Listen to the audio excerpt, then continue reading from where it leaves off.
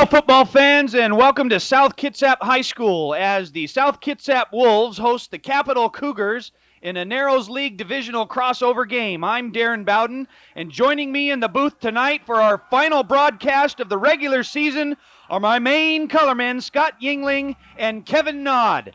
The Wolves are 7-1 and enter the game as the number 1 seed from the Bridge Division in the Narrows League, while the Cougars come in at 5-3 and the number 3 seed from the Bay Division.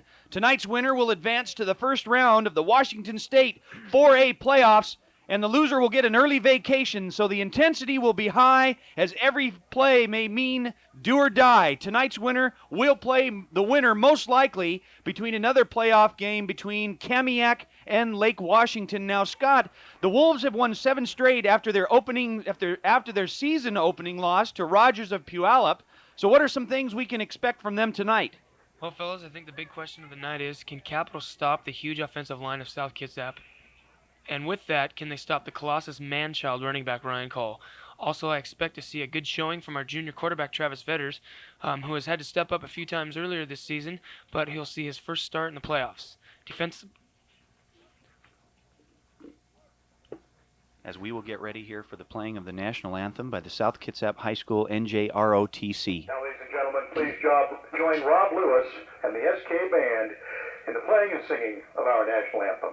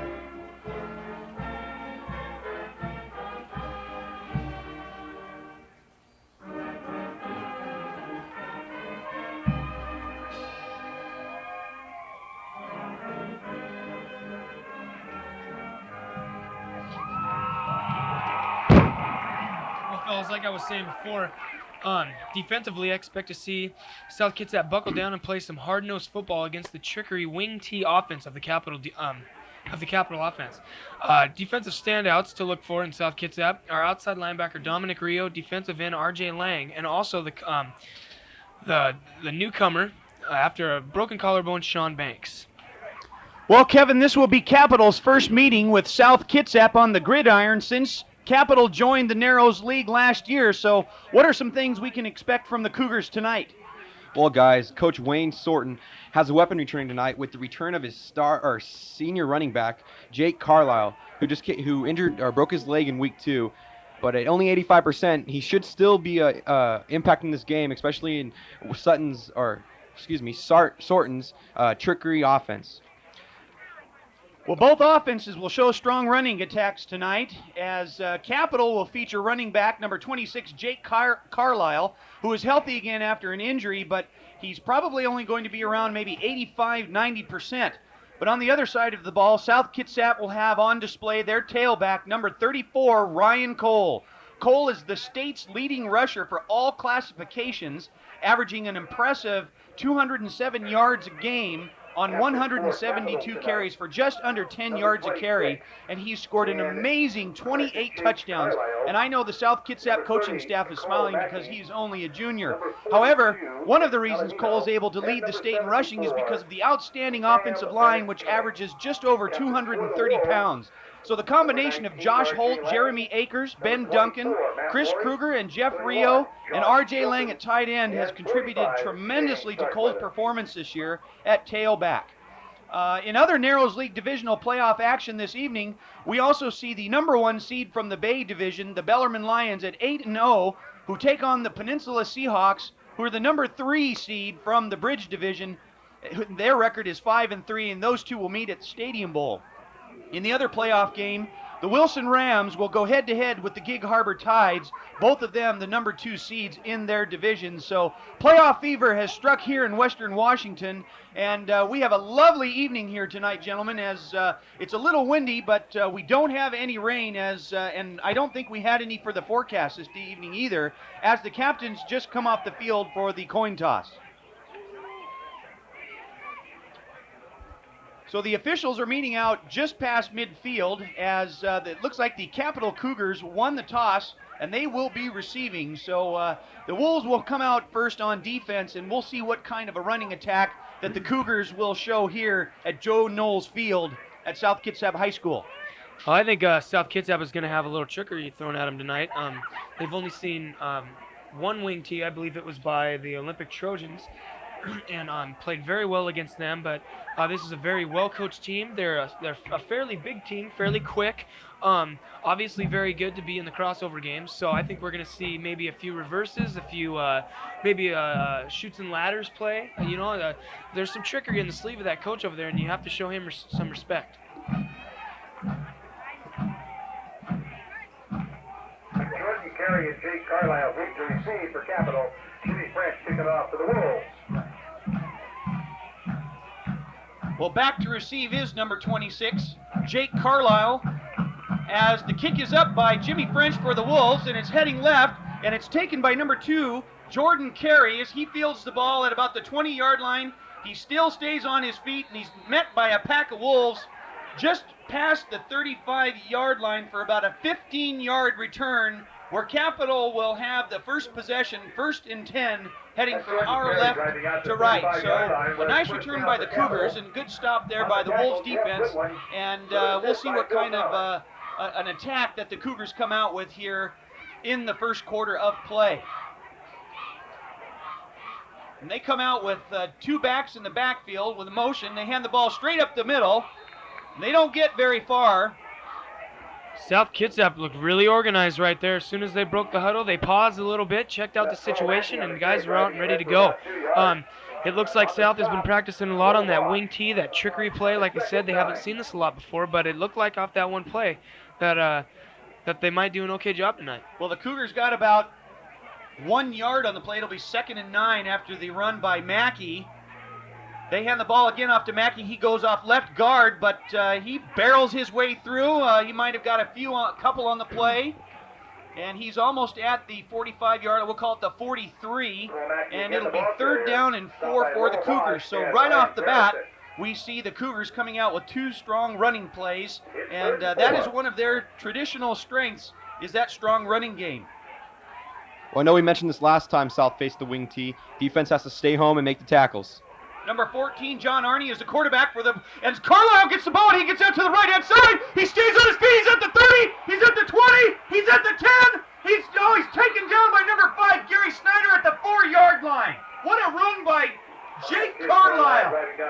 Well, you guys mentioned earlier how he broke his leg in the very beginning of the year, but I didn't see that broken leg right there. He was gone. He was out running one of the fastest guys on the South Kitsap team, number 5, Gary Snyder. We have a ball game tonight, fellas. I don't know. I think both teams packed their lunch and came ready to punch each other in the face. Carlisle had a big hole off right tackle, and he just kept it going. And you're right, that injury looks like it hasn't slowed him down at all, where the Cougars will have 1st and goal from the 4-yard line as they hand the ball off to number 30. That's Mackey, and he doesn't get very far up the middle. It'll be 2nd down and goal for the Cougars. As at the replay right here, and Carlisle, boy, it was a nice ball there, and he kept going, and a good job by Gary Snyder to chase him down and prevent the touchdown. I showed great makeup speed by Gary Snyder. He got burned right at the start of the play, but then he was able to catch up and make the tackle. 2nd down for the Cougars. They hand the ball off to Carney, and he's in for the touchdown. Touchdown, Capital. So just like that, the Cougars march down, and they punch into the end zone and take an early 6-0 lead here at South Kitsap High School. Well, this is the big difference between the regular season and playoff time, fellas. Now South is going to be playing teams just like them, as big as them, as fast as them, as strong as them, that hit the weight room. just as much as they do during the summer, and this is gonna be a hard-nosed, hard-hitting football game, and we're gonna be seeing that all night. I believe that was the quickest score a team has made on South Kitsap all year, so we'll see how they react. Adam Halpin does the kicking for Capital as the kick is up and good. So with 9:56 remaining here in the first quarter of play, the South Kitsap Wolves trail the Capital Cougars 7-0. And gentlemen, we saw the powerful running attack there of Capital and how they strike early, and they showed it by getting into the end zone first. Well, I have a feeling, Darren and Kevin, it's going to be a back-and-forth game tonight. You know, they scored quickly. Like I said before, that's the quickest South has been scored on all year, and it's gut check time, guys. I mean, this is the time when you have to dig down deep and you have to say, you know, are we going to lay down or are we going to go after these guys? And South Kitsap being the hard-nosed team that they are, the tradition that's packed within them, you know, they're going to fight, you know, to the very end, to that clock, you know, till that clock sounds off and there's no more time. Both teams are going to fight their heart out. And really, you have to remember, we got number 34, Ryan Cole, who can just bust that ball right open and make this goal, this score 7-7 really quick. I mean, this can really, if we can come out and score, it will be a change in momentum. Well, the Cougars didn't waste any time as they went 65 yards in 5 plays and a touchdown by number 30, Cole Mackey. So the Wolves will they'll send 2 men deep, Snyder and I believe that's Victor Valle. I believe that's Matt Morey. It'll be fielded by Snyder. It bounces off of his feet. He still stays up, picks it up, spins around, but he is met by several Capital Cougar defenders, and he will be downed at the 19-yard line where the Wolves will take over 1st and 10. So it'll be South Kitsap's turn here now, and coming out onto the field is the state's leading rusher, number 34, Ryan Cole. And as we see, the South Kitsap offense takes no time. They're not even huddling. They're getting right out on to play the game. And we see number 11, Travis Fetters, back there as quarterback. A very smart quarterback, a very young quarterback, too. Well, the Wolves send 2 receivers out to the right, and they hand the ball off to Ryan Cole, and he is stopped at the line of scrimmage. He gets nowhere, maybe a gain of 1. At the 20-yard line, it'll be 2nd and 9. So the Cougars were ready for Cole on that play and stopped him nicely. I know we've mentioned this before. Ryan Cole's really close to that West Sound rushing record. Only needs 101. For him, that can be really easy, but we'll see if Capital has the ability to stop him. If you look out in the field right now, ladies and gentlemen, you see number 15, Anthony Fine at wideout. This is something we haven't seen all year. This looks new to us, and they pass the ball out to Fine on the right flat. He takes the ball, and he makes a nice move to cut to the inside, stays on his feet, Fine's good! There he goes! Nobody's gonna catch Anthony Fine! He's at the 20, 10, 5, touchdown South Kitsap! Anthony Fine with an 80-yard touchdown reception from Travis Fetters, and just like that, the South Kitsap Wolves are on the board. As I said before, ladies and gentlemen, South Kitsap and Capital, this is going to be a back-and-forth game. Capital probably didn't expect Anthony Fine to be out there, a wide receiver. He catches the ball, and if we get an instant replay on this, we're going to see him break 3 tackles and go 80 yards, or what looked like to be 80 yards, for a touchdown on an amazing run. Well, it was 80 yards, guys, and I know I mentioned Ryan Cole being able to break it open, but Anthony Fine came out and did it. That was a pretty shocking play. Segerson pulled out the trickery just like Capital's coaches know him to do. Well, the kick is up and good by number 81, Jimmy French, as the South Kitsap Wolves scored an 80-yard touchdown pass from Travis Fetters to Anthony Fine. Oh, and he makes a couple of nice moves, breaks a few tackles, and he's off on the sideline, and he's going to go in untouched. So a nice job, a nice catch and run by number 15, Anthony Fine. And gentlemen, I don't think you'll see too many times a starting quarterback who goes in at wideout and catches an 80-yard touchdown reception. I'm going to have to bring back some memories for some of you old school South Kitsap fans for back to the year 1991 when Leon Mayette was playing quarterback and Coach Fisher moved him out to the wideout, and he ended up making a huge impact at wide receiver. That was quite a many years ago when my brother played here, but that is trickery to its finest right there. That's also reminiscent of NFL where they put Cordell Stewart out at wide receiver for the Pittsburgh Steelers. A nice mobile quarterback can go out and play deep position like that. Should we start calling him the Slash? I think so. He can play wide receiver and quarterback. French with the kick. It'll be taken by Carlisle at the 10-yard line. He's got a wedge right up the middle. There goes Carlisle. He's on his feet. He cuts back inside to the middle, and he's taken down by number 7, Jeff Goodwin. So Carlisle almost broke it loose on the kickoff. And my goodness, what an incredible start to this game. Well, Scott, you mentioned this could be a back and forth game, and so far it's turning out that way. Both teams are having trouble on defense. Both teams are just driving, and this could really be a back and forth game. Within 3 minutes of play by both sides, we've seen almost 200 yards of offense, and what an explosive player number 26, Anthony Carlisle, is. As they hand the ball, Arnie hands the ball off to Carlisle. Actually, check that. That's number 30. That's Mackey again. He gets a nice carry on the play.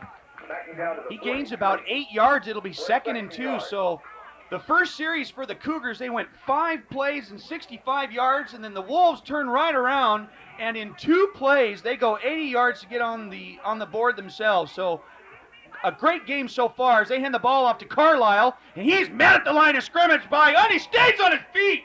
Can you believe it? Boy, is that Carlisle a tough runner. He was hit hard right at the line of scrimmage, and he kept those knees driving, and he barreled his way across the first down marker. He looks close to about the 32-yard line. It looks like number 13, Ryan Garrison, got hurt on that play. He's probably the one who made up and tried to make that tackle. And that's the reason why Carlisle probably got free, was Garrison got hurt. And that Carlisle showed no ill effects of that broken leg. I mean, he's able to keep his legs moving and break a couple tackles. This Carlisle, fellas, he's gonna be an explosive athlete tonight. I mean, the guy has already made tremendous runs. You just saw him break a tackle of Ryan Garrison, one of our best linebackers, and keep running, keep his feet moving. We talked all year about how, the work in the weight room, they keep their feet moving all the time, and they're pumping down the field. Now they're facing somebody that plays just like they do. So we'll see how South reacts. Well, Arnie comes out under center. They hand the ball off to Mackey. Mackey goes straight up the middle. He gets past the 30, down to the 29, but hold everything. There comes some laundry flying into the middle of that pack there. We'll have to check the penalty, and it's a face mask penalty against the Wolves. That Mackey is a handful. He is, 6'1", 220. That is humongous for a running back. He has speed and the size and hard to bring him down. That's a tough call by the official with that many bodies in there. I mean, there was a whole pack of Wolves in there. To see that face mask, that's a pretty tough call. And it looked like the penalty flag came in a little late there, but nevertheless, it looked like it might have been inadvertent. It's still 1st down and 1 yard to go for the Cougars at the 24-yard line in Wolves territory, as number 9, Adam Halpin, splits left. Mackey and Carlisle in the backfield. They hand the ball off to Mackey, and he gets across near the 20. We'll call it, they'll spot it at the 21, but that'll be a 1st down for Capital. South is having all sorts of trouble with this wing T offense today. They're not knowing who to tackle. Everybody's acting like they have the ball, and South's not staying home and not making the tackles so far. Ty Casey splits left for Capital. Arnie looks over the defense. They hand the ball off to number 24, Jared Pete. He doesn't get very far. He might have gotten a couple on the play. We'll call it 2. It'll be 2nd and 8 for Capital. So back and forth early here in the first quarter.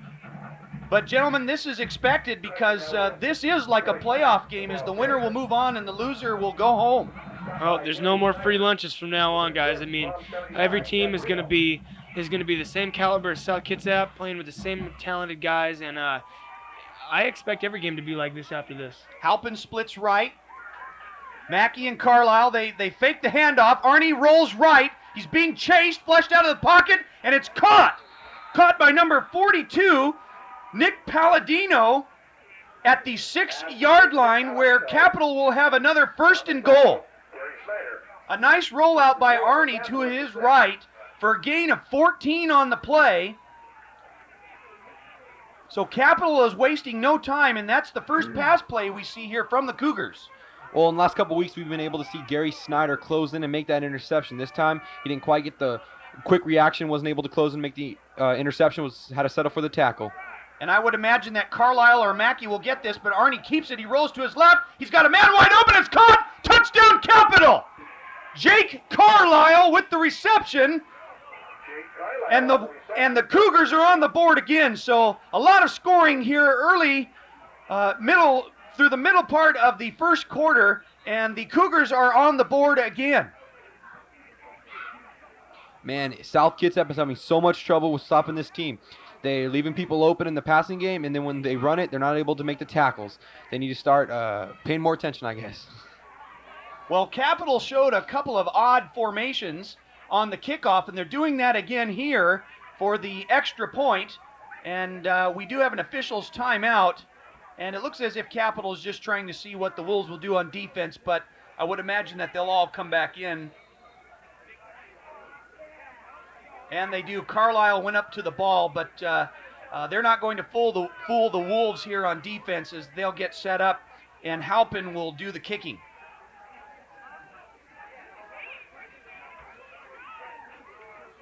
There's the snap. The kick is up, and it is good. So with 6:07 remaining in the first quarter, the Capital Cougars score again, and they lead the South Kitsap Wolves 14-7.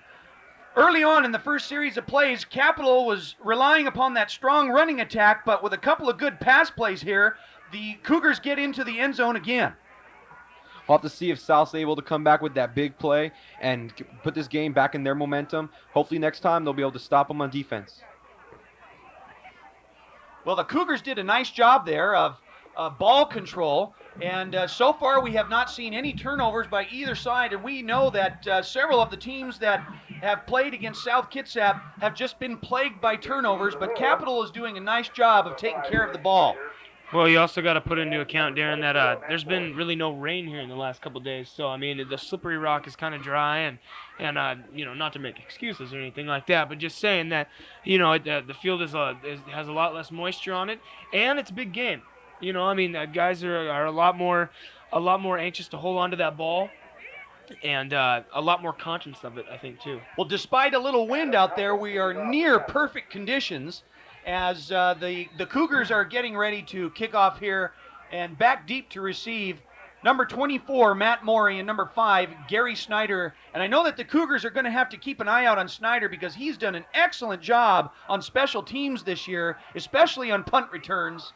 As Halpin kicks the ball deep to the right, it'll be fielded by Snyder at the 11-yard line. Snyder heads up, and he's taken down, and he's knocked back by a couple of defenders. He gets 10 yards on the return, and the Wolves will have 1st and 10 from their own 21-yard line. Same situation as last time. Snyder returned it to about the 20-yard line, but South was able to come up for that big play. We'll need to see if they can get hold of the ball and see if you can grind it out, or they might try for the air. We'll see what they try to do.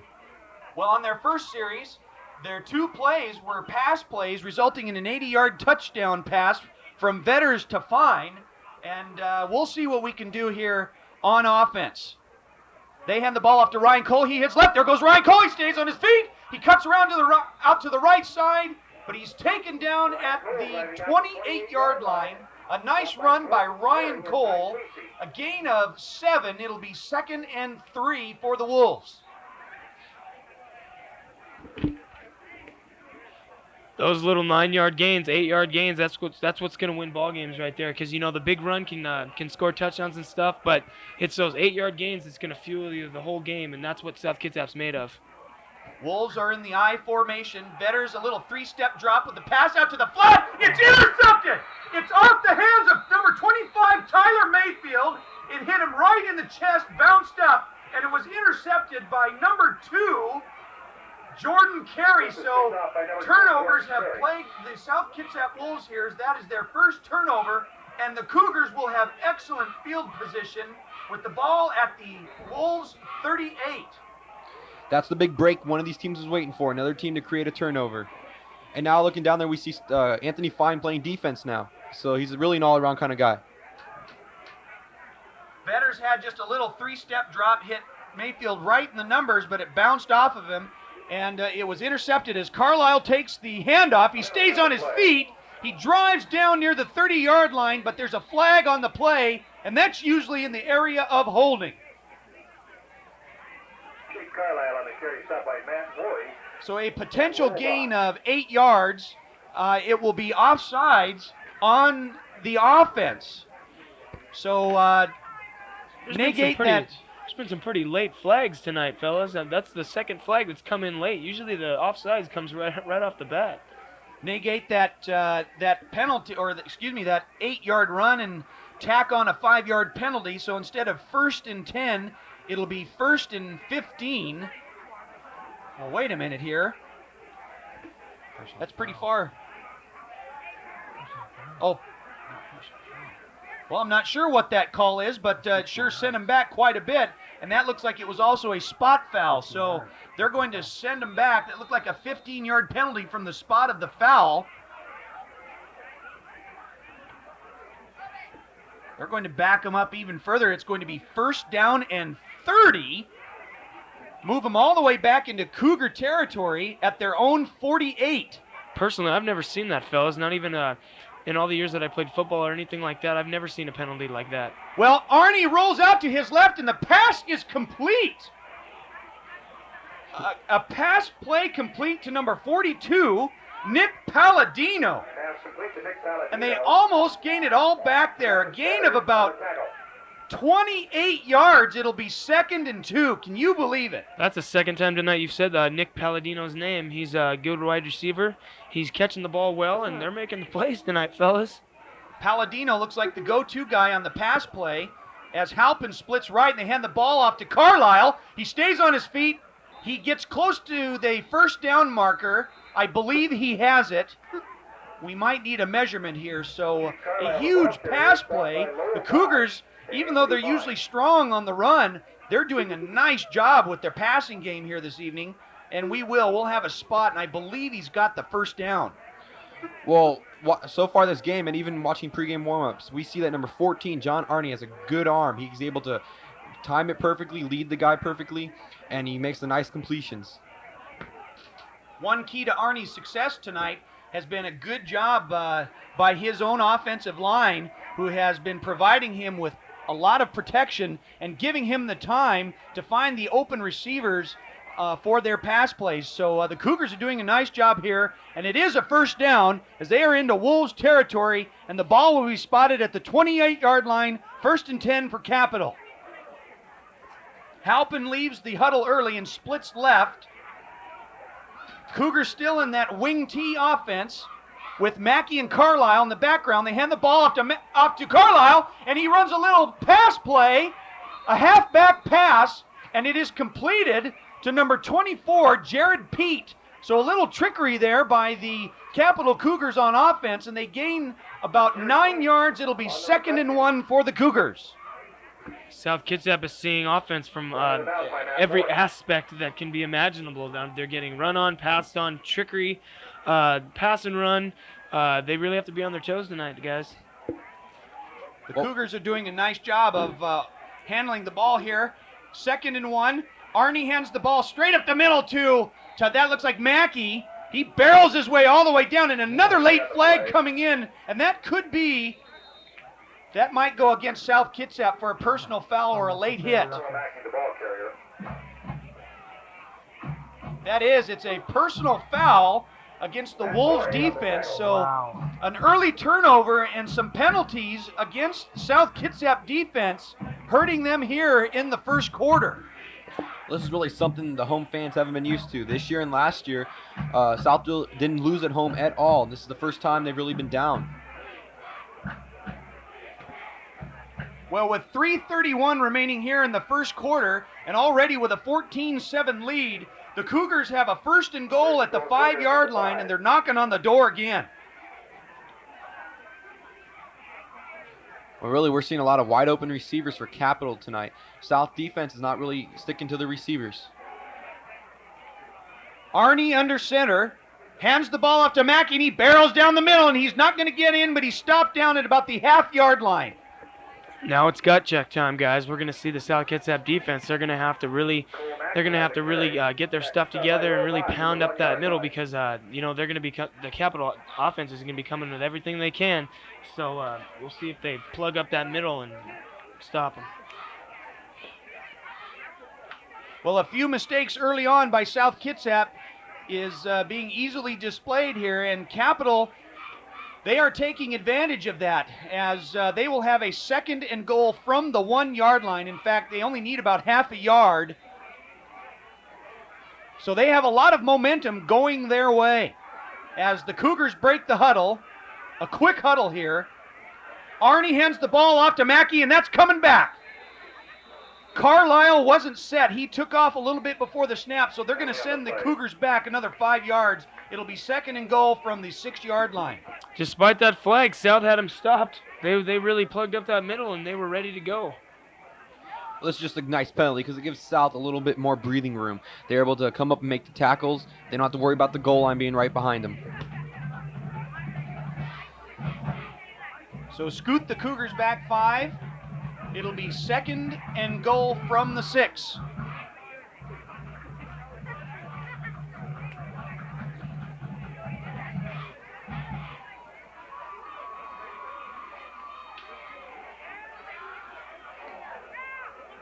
And it was an illegal motion, and it was on number 26, Jake Carlisle, as Casey splits left.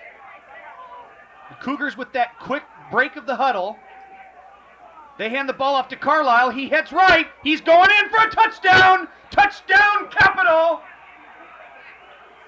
Jake Carlisle from 6 yards out, and the Cougars are on again. And gentlemen, 3 possessions, 3 scores. So Capital is doing a nice job of capitalizing on some early mistakes by the South Kitsap defense. Well, that's really it's been like a whole game. They're just running all over South Kitsap, and they're looking, and they're open passes for them too. South needs to step up and play some good defense, and then on offense, don't turn it over so they can get some points. This is a gut check time for South Kitsap. They're down by 2 touchdowns. That's never happened. We'll see what this next possession brings. This is a huge possession for South Kitsap on the sway of the game here for morale and things like that. Well, we'll see how the Wolves react as Halpin has the kick. It's up and good, and the Capital Cougars score for the 3rd time here in the first quarter of play. And with 2:25 remaining in the first quarter, the Cougars lead the South Kitsap Wolves 21-7. So the intensity is high on both sides, and right now Capital is doing an excellent job of getting that ball into the end zone. Well, you're right, Scott. This is an important drive because if they get stopped here, this could well be close to the end of the game. It's going to be South's first time not making the state playoffs in 20 years.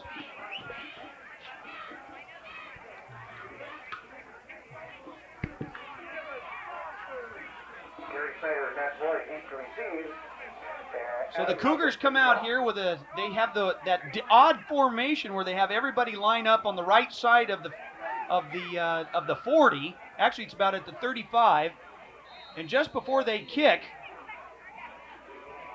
boy, they stay in that bunch and then they break out into the regular formation. So the Wolves respond as Morey and Snyder are deep to receive. Halpin ready. And the kick is up. It'll be fielded by Snyder at the 16. Snyder heads straight up the middle. He spins around, stays on his feet. Does a nice job of hanging on to that ball. Almost gets to he gets just past the 35. We'll call it the 37-yard line for a nice gain of 21 on the play. So the Wolves will have good field position. We're going to have to start calling that Gary Snyder kid the Tornado, man. That guy's spinning all over the place tonight, breaking tackles and getting in the open field. So the Wolves come out with a quick huddle to try and catch the Cougars off on defense. They hand the ball off to Cole. He breaks up to the right side. Capital is there to stop him, but Cole still gets about 5 on the play. It'll be 2nd down, South Kitsap. Ryan Cole driving out to the 41. Oh, that offensive line of South Kitsap hasn't been doing much tonight. They really got to step up. This defensive line from Capital is out there ready to play and ready to go. They need to step up if they're going to start gaining yards. So Ryan Cole with a carry here as the time is running down here at the end of the first quarter with 1:45 to play. 2nd and 5 for the Wolves. They're in an I formation. Betters hands the ball off to Cole. He gets straight up the middle. There goes Ryan Cole. He gets to the outside. There goes Ryan Cole. Nobody touched Ryan Cole. Touchdown, South Kitsap. Ryan Cole out of nowhere. This is the explosiveness of this man-child I like to call Ryan Cole. He can take something, he can take nothing and make it something. I mean, look at that, 50-yard touchdown. You know, everybody's down, the crowd's not cheering very much. They're down by 2 touchdowns. Here comes Ryan Cole, breaking some tackles, making the touchdown. What an incredible, incredible athlete.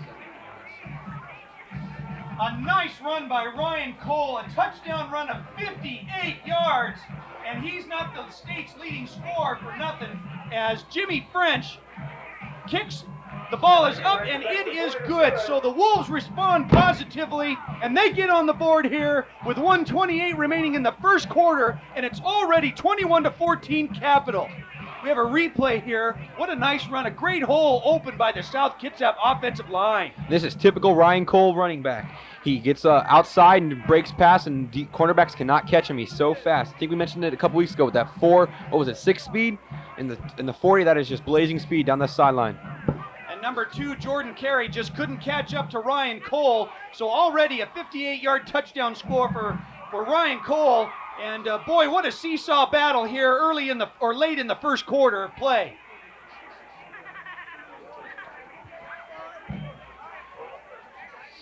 Unofficially, we have Ryan Cole down with 71 yards, so he's on his way, it looks like, to that state scoring, to that state rushing title here for here in the West Sound.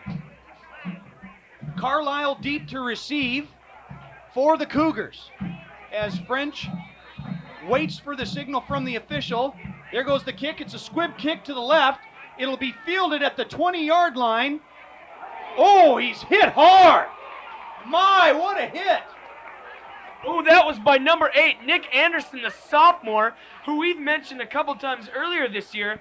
I had the opportunity to watch this kid be coached by my older brother, Ryan Ewing, at Cedar Heights last year, and this kid is an incredible athlete. He's big, he's fast, and by the time he's a senior, he's going to be tearing guys' heads off. Well, it looked like the ball was run by number 2, Jordan Carey, but he was hit hard and stopped. And the ball will be placed at the 30-yard line. So the Cougars, with 1:32 remaining, will have another shot at it here as the first quarter comes down to an end.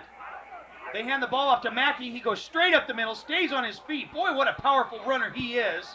He gets a couple on the play. It'll be second down Capital. Nice example of how South has to bring that big guy down. Gang tackle him. Guy can't carry that many players down the field. That guy is 220, 6'1". That is huge for a running back. Well, they have a good 1-2 punch in Mackey and Carlisle, so they'll be sharing the running duties tonight for the Cougars.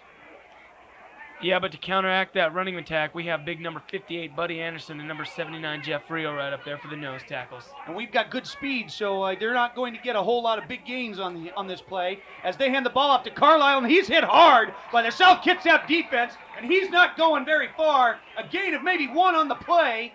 It'll be third down and 6 for the Cougars. Nice defense by the Wolves. Got out top by Anthony Fine and Shane Starkweather. It's third and 6. Really, we're seeing a lot of players coming in here that usually don't really play defense. They're playing tonight. Anthony Fine's in there, Shane Starkweather.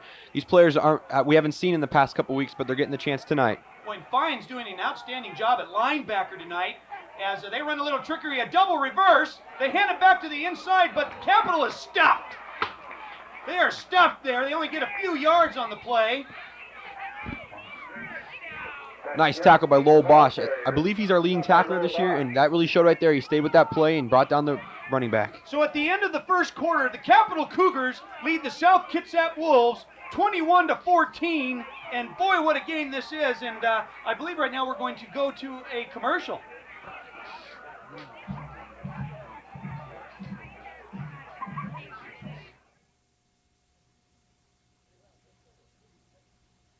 Rolling. Hey Ryan, don't you have the interview today? Yeah, it's at 11:30. What time is it anyways? 11:30. Uh-oh.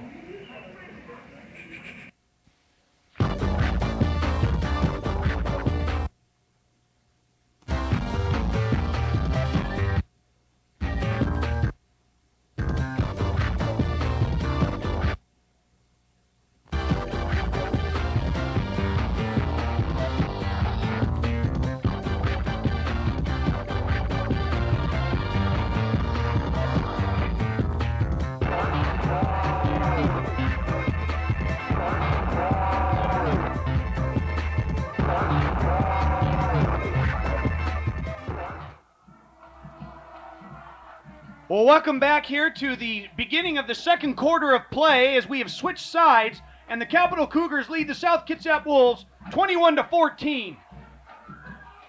It's been a great battle in the first quarter and already a high-scoring game, and the Cougars will have 4th down and 2 yards to go after they switch sides.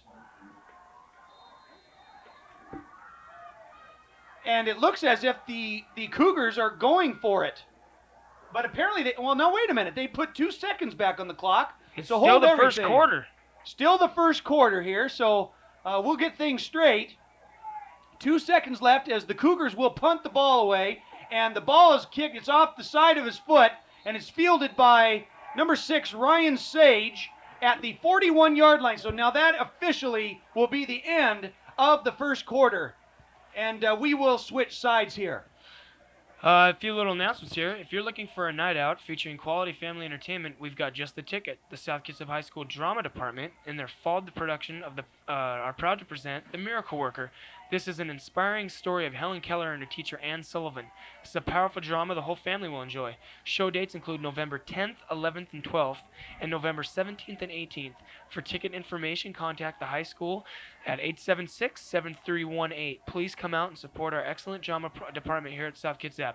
And to kind of expound on that little note right there, I had the very, very fortunate opportunity to be involved in the drama department here, and the drama department is ran by 2 of the most wonderful people in the world, Carl Olson and Debbie Emmons, who I love very much.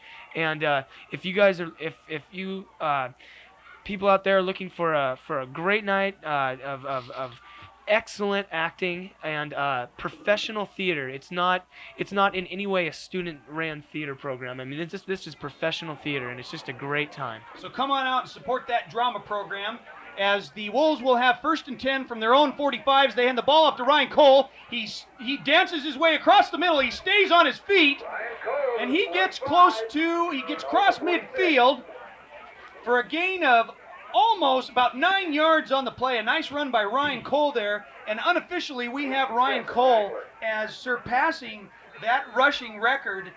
So nice job by Ryan Cole here this evening. But I talked to Ryan earlier today, and we were talking about everything, the playoffs and everything coming up here with the implications. And Ryan has a great attitude, just like the rest of the Wolves. As he said, he doesn't care if he gets 200 yards a game or 2 yards, just as long as they win. So the Wolves are doing a nice job here as Cole gets the handoff again. He's met at the 45-yard line, and forward progress will give him there. And actually, that ball was taken by number 45, Shane Starkweather. To give a little shout out to my to the linemen down there, they're doing an excellent job of blocking, and something that that doesn't get mentioned all the time on TV. If you watch after the plays, those linemen are rushing over to the guy that has the ball and picking them up, and that just goes to show the brotherhood that is formed between the running backs and the linemen, and how close they do become on the field and also off the field. Those linemen protecting that running back, and it's really a family unit. And I just like to say nice job to those linemen for doing that. As the officials have called time here for a measurement, and the Wolves will be just short of the first down. It'll be 3rd and inches. But Scott, you touched upon a good point there, that the South Kitsap Wolves, no matter who it is, whether you have a Ryan Cole or if you have receivers or a quarterback or even the offensive line, they're all working together, and that is what has made the South Kitsap football program so good over the last several years, because that's all they think about is just teamwork, and they don't care who gets the credit just as long as they can win ball games. So the Wolves will have 3rd and inches as they come out in the power I formation. They hand the ball off to Cole. He sidesteps back. There goes Ryan Cole, and he almost breaks it free. And he's taken down by number 4, Ty Casey. And boy, he was one step away from going into the end zone again.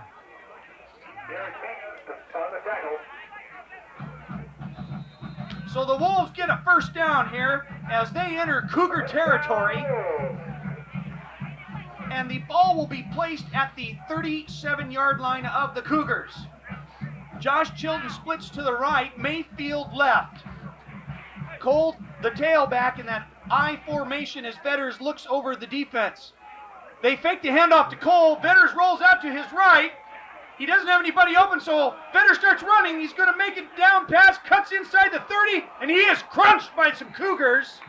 But a nice first down run by Travis Vetters. And he gets 14 yards on the quarterback keeper down to the 22. And really, if South's able to get into the end zone on this drive, you really have to go back to that 59-yard run by Ryan Cole. Brought the momentum back to South. They were able to come back, stop Capital, make them punt, and it'll really be momentum swing if they can get in the end zone right now. That was an excellent run by number 11, Travis Vetters, who showed a little experience in there at quarterback. They hand the ball off to Cole. He high steps over a couple of tacklers, but in comes some more laundry, and it looks like it's going to be a holding call. That's usually the area and where the flag was thrown. So a gain of about 6 yards will be nullified. Yes, it's a holding against the South Kitsap Wolves, so back them up 10 more yards. Really, that can be a penalty or a drive killer is a penalty like that. You're moving the ball good, and all of a sudden you lose those yards, and you really have to find the guts to get it back. So they'll scoot the Wolves back 10 more yards, and they'll still have a first down. It'll be 1st and 20. Actually, it'll be 1st and 19 from the 31.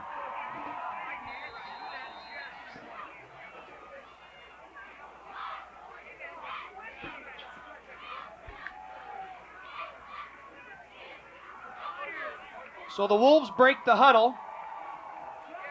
Chilton to our near side right. I formation. They hand the ball straight up the middle. John Embaum with the carry, and it looks like he's going to get a first down. A nice run by Embaum there. Down to the 21-yard line. Actually, he'll get back about a 9-yard gain. 21 yard, down to the 21. Gets 9 yards back on the play, close to the original line of scrimmage. It'll be 2nd down for the Wolves.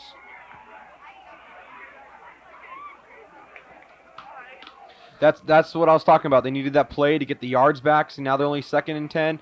That's a great job because the momentum kind of comes back. They pitch the ball to Cole left. He gets a couple of blocks, cuts back up the middle. Oh, but he's hit hard at the 19. Ryan Cole on the carry, dropped by Adam Halpin. He was met hard by that cornerback over there, but he got right back up and he's ready to go again. This is a hard-hitting game, fellas. This is the kind of football that I like to see. Number 9, Adam Halpin. Man, a nice stick on Ryan Cole. Ryan Cole's a big guy, and to still able to make a hit like that takes a lot of strength. As Matt Morey comes into the game for the Wolves to give Ryan Cole a breather here. It'll be 3rd and 7 for the Wolves at the 19. They hand the ball off to Morat Fake. Vetters rolls right, being chased. Oh, what a hit! But he's wrapped up and he's going to be taken down. Vetters couldn't get the pass off. He's taken down by number 30, Mackey. And there's going to be a big loss on the play all the way back to the 30-yard line.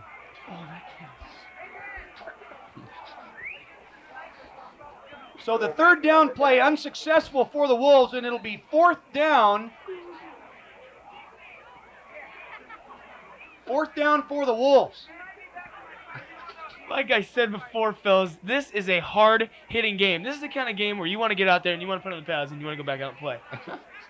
I love these type of games. I'll tell you, there's some hard hitting going on out there. So Vetters is in the shotgun. 2 receivers, Chilton and Mayfield. They hand the ball off to Cole. He takes off. He's going to, that's Matt Morey, number 24, with the handoff, with the carry. Down to the 20-yard line. And they get it back down to the 21-yard line. So a 4th down failed attempt, but the Cougars will have the ball deep in their own territory.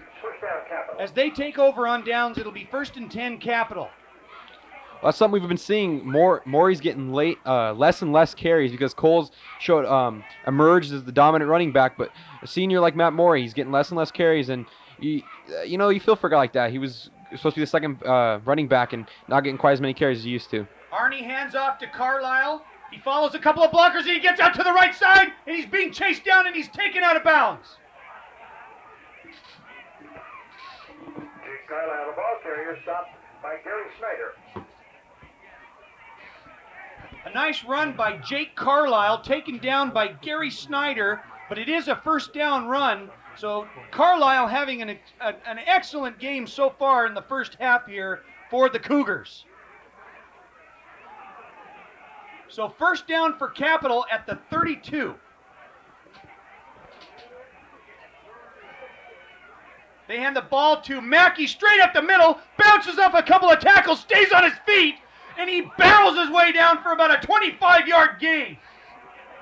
There might be a momentum changer right there. Capital is able to stop South. They made the nice long drive, but they were able to stop South, and they really come out with 2 long running plays, and momentum might be going right back to Capital. So on 2 plays, Capital gains 37 yards into Wolves territory. It'll be 1st and 10 for Capital at the 43-yard line. Casey splits left. Carlisle and Mackey in the backfield. Mackey gets the handoff again, and he barrels his way up across the 40, and he stayed on his feet. He was kicked back. Oh, we got the ball! We got the ball. I didn't see the ball. I didn't see it. Dominic Rio had the ball. Dominic Rio or Matt Morey stripped the ball, and now it's South Kitsap. Talk about a momentum gain right there. Well, we didn't see a fumble on the play, so Morey looked like he reached in and just ripped it right away from Mackey and took it and started heading the other way. And talk about bringing up a lot of memories tonight. That brings up memories of Ryan Martin back in 1997, stripping the ball in one of the playoff games and taking it in for a touchdown right there.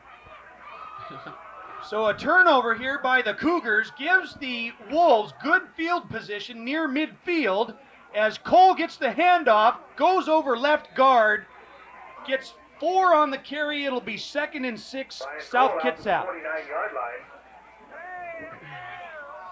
Nick Palladino. Well, really, so far Capital's been sure-handed with that football. I mean, this might be a really big turnaround. South hopefully can drive down and get the score and tie this game up. Well, Cole got 5 on the carry. It'll be 2nd and 5.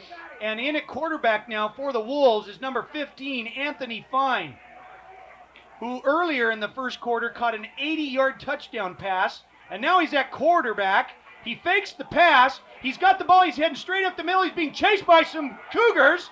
He's going to take on a couple of runners, and he does get the first down. So a nice keeper there by Anthony Fine.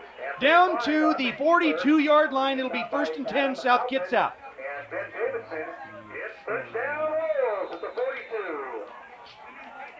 Nice QB sneak right there. Difference between that and the one Vetters got sacked on. Fine was able to find some open space and make the nice gain up the middle. And that's one of the good qualities that Fine has is he's a good passer, but if he needs to, he can get that first down by carrying the ball. And they hand the ball off to Ryan Cole, and he's hit hard at the line of scrimmage near the 40-yard line, and another penalty flag.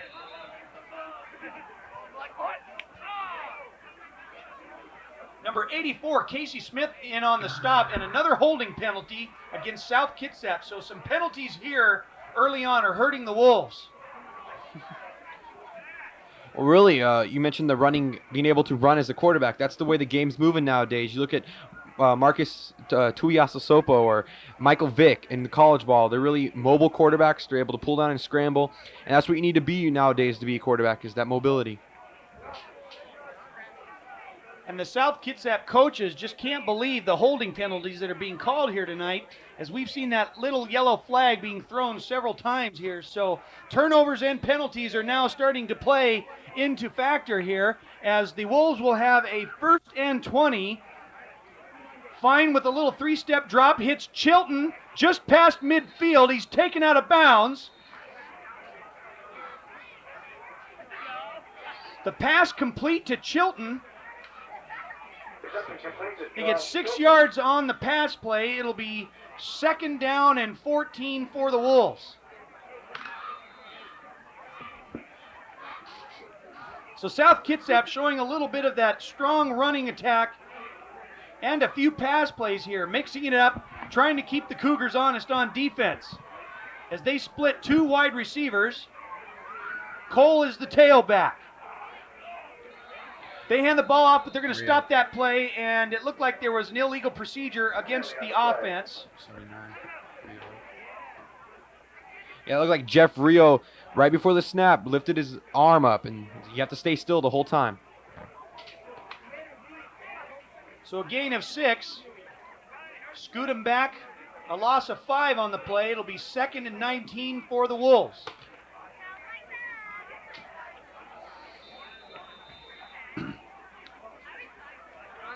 So far, 2 penalties have set South far back. They were driving pretty good, and 2 penalties, they can kill a drive. Mayfield left. Fine drops back. They don't bite it. There goes Fine. He gets out to the left. Nice, makes a little stutter step. He's grabbed by the ankles. He hangs on to the ball. Good thing you hold on. Gets down near the 36-yard line, and right there at the end, it looked like Fine wanted to dish it off, but it was a good thing that he just took the play down, boy. Segerson probably almost had a heart attack right there. He saw Fine thinking about flipping that ball, and good thing he held on to that. I believe that we would have seen Coach Segerson have a cardiac arrest on the field if that would have happened. And already with all of the penalty flags we've seen, he couldn't been too happy about that, but he had the discipline to keep the ball and just take it down where it'll be 3rd and 5 for the Wolves at the 36. Cole gets the pitch, heads right. He's going to be met by some of the Cougar zone. He's not going to get that first down. It's going to be 4th down, and I would imagine that they're going to go for it here. As time is winding down in the first half, with 3:50 remaining, Capital leading South Kitsap still 21-14. So a lot of scoring early in the first quarter, but things have slowed down a bit here as the first half is coming to an end. So the Wolves need 2 yards for the first down, and they come out in the power I formation.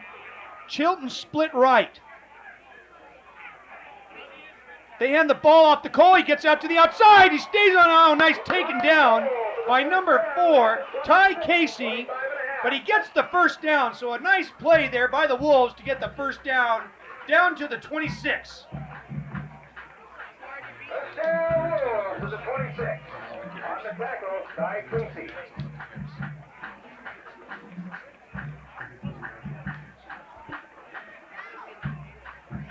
Ryan Cole having an outstanding half here.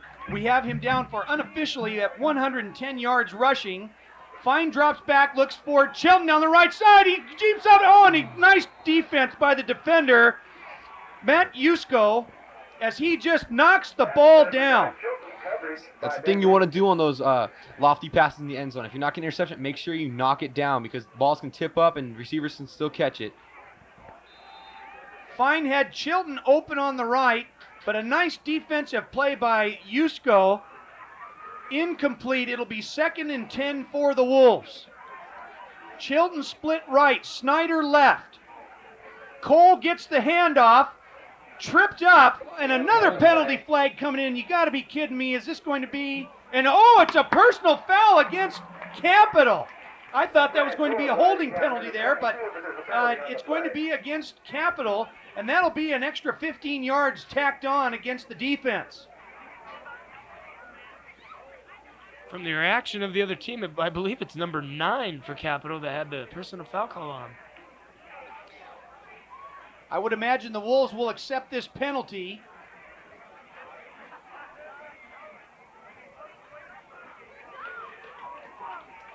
As we'll wait for the call from the official. A personal foul. And a personal foul against Capital, so the ball will be just short of the 10-yard line.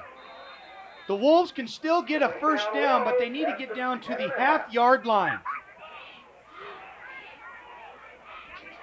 Mayfield splits left. Chilton right. Fine looks over the defense. They hand the ball off to Cole. He cuts back to the right. There he Ryan goes. Cole in for the touchdown. Touchdown South Kitsap. Ryan Cole, 10 yards.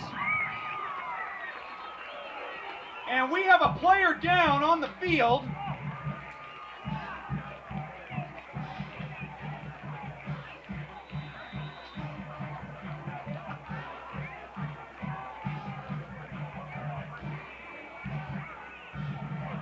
trying to get a number here as to who that is down for Capital, but whoever it is, they're holding their knee. Looks like it could be a knee. We'll have to wait and see as the trainers come out onto the field. But the South Kitsap Wolves get on the board here, and with 2:35 remaining, looking to tie it up here with the extra point to even the score with Capital. So just like that, the Wolves get back on the board. Number 9. That was number 9, Adam Halpin, who injured. The guy got caught with a personal foul, and early we saw him stick Ryan Cole pretty hard. Pretty unfortunate for a guy to get injured. He needed help off the field, so it looks kind of serious, but hopefully he's okay. We'll have a replay here, and that's number 9, Adam Halpin, who also does the kicking for Capital. So we hope he's okay there as the trainers carry him off the field, and they will wait until he gets over to the Capital sideline. So we hope everything will be all right for the Capital football player. Just a reminder that Wolf Tracks, our student-produced magazine show, is shown every Thursday evening at 7:30, right here on BKAT, Channel 3 in Port Orchard and Channel 12 in Bremerton. The November issue has some great stories. Meet an SK band called By Accident. We'll take you to the hotly contested video game tournament here at South, get an inside look at SK's outstanding chamber choir, and much more. That's Wolf Tracks, Thursday evening at 7:30 on BKAT. If you'd like to have an opportunity to get an inside look at the schools of South Kitsap School District, then consider signing up to take the Back to the Future bus tour. Every month, Superintendent Bill Lamont leads a tour through our local schools, and he even throws a free lunch. If you'd like more information, please contact the district office at 895-3959. We'd love to have you drop by and see us. And to kind of elaborate on those bus tours, it's a cool thing. You get the people of the community get to meet high school kids, and it's just a great time because you get to go through and look what's happening at the school and all the new thing that's being created.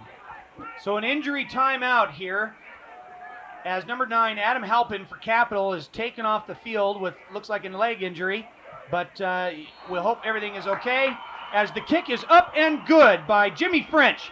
And with 2:35 remaining here in the first half, the South Kitsap Wolves get a 10-yard touchdown score by Ryan Cole and even the score here at 21. Well, fellas, this is these kind of games right here. This is when every point counts. If you miss one PAT, if you don't, if one guy doesn't block right and it gets blocked, and you could lose a game by 1 point. You could lose a game by a field goal. This is when every single point counts. So those people at home that are watching the game, but you make sure you watch every point, because if there's one PAT miss, that could cost the game. This is when all the components of the game need to be mastered and down to the nth.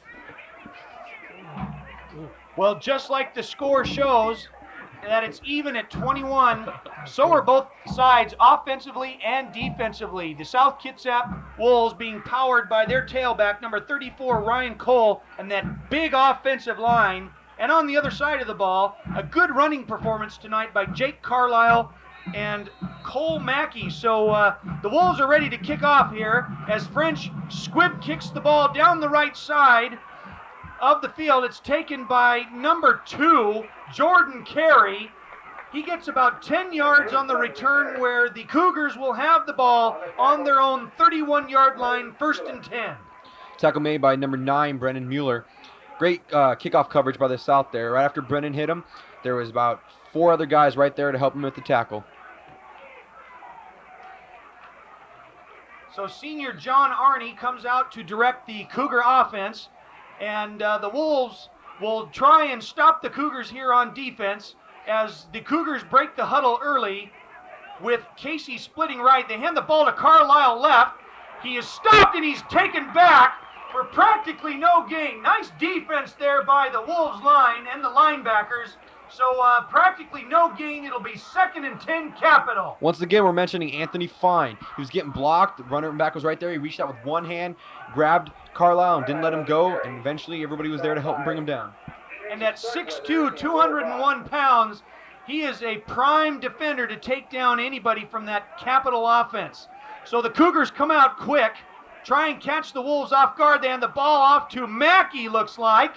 He takes the ball straight up over left guard.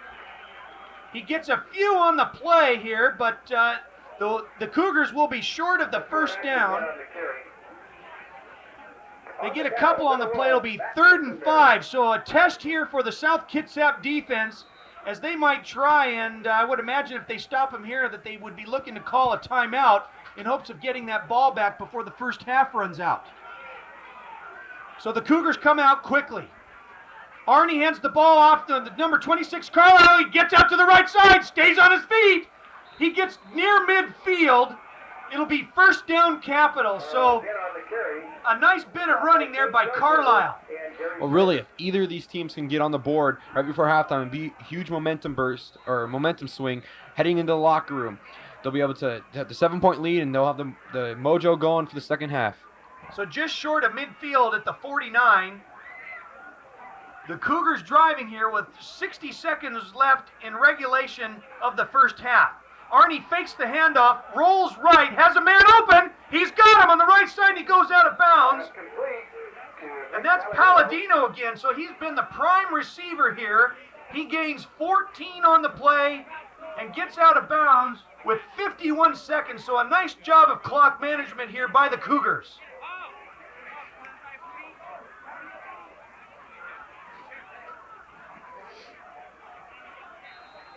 Capital with a nice job of ball control here.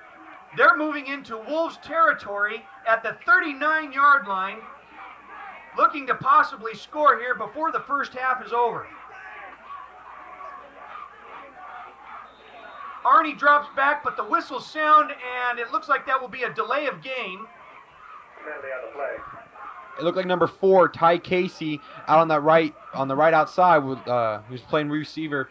He started going before the ball, and so that was a false start.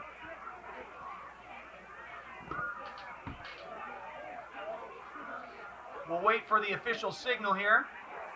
And they will. They'll back the Cougars up 5 yards. So an illegal procedure call against Capital. It'll be first down and 15. So they move back a little bit closer. Still in Wolves territory at the 48.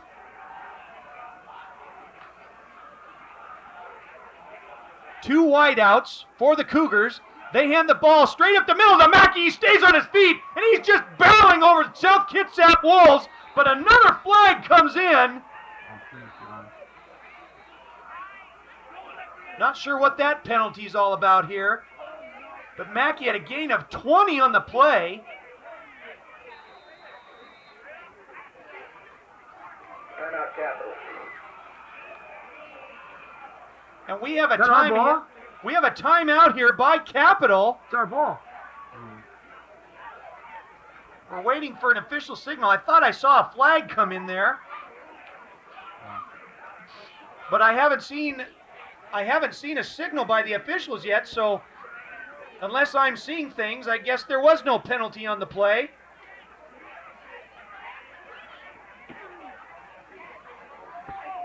Kind of funny, the crowd started to cheer when the referee signaled that they'd call a timeout because the crowd thought it was a penalty, but it was just a timeout, it looked like.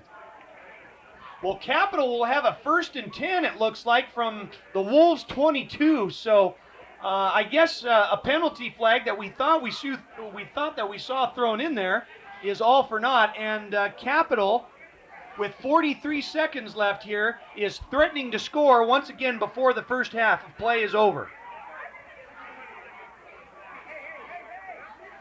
I thought I saw a flag coming in there, but haven't seen anything, so first down for Capital.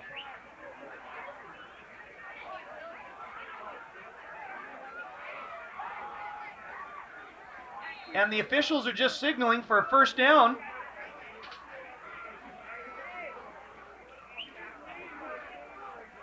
As Pete splits left, Carlisle goes in motion left. Arnie drops back.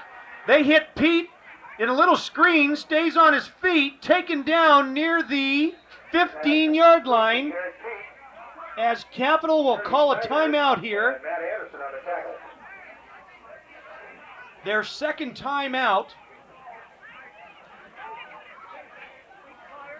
So a gain of 6. It'll be 2nd and 4 for the Cougars. Seen a great job by Capital here, clock management. They step out of bounds, and then to save those timeouts. And then when they get the ball in the middle of the field, they call them timeouts just to leave them a couple extra seconds in order to get in the end zone.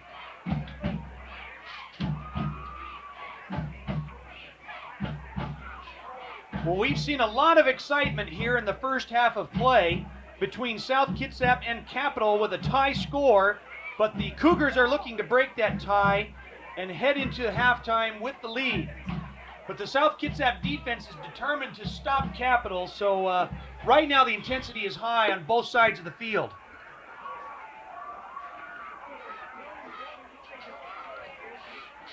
So the Wolves come away from the sideline after Coach Sigurdsson and Coach Fairweather have a few words to say to the defense. Capital will break the huddle quickly. Pete splits right. Casey left. Arnie drops back. He's got a man on the flat. That looked like Carlisle.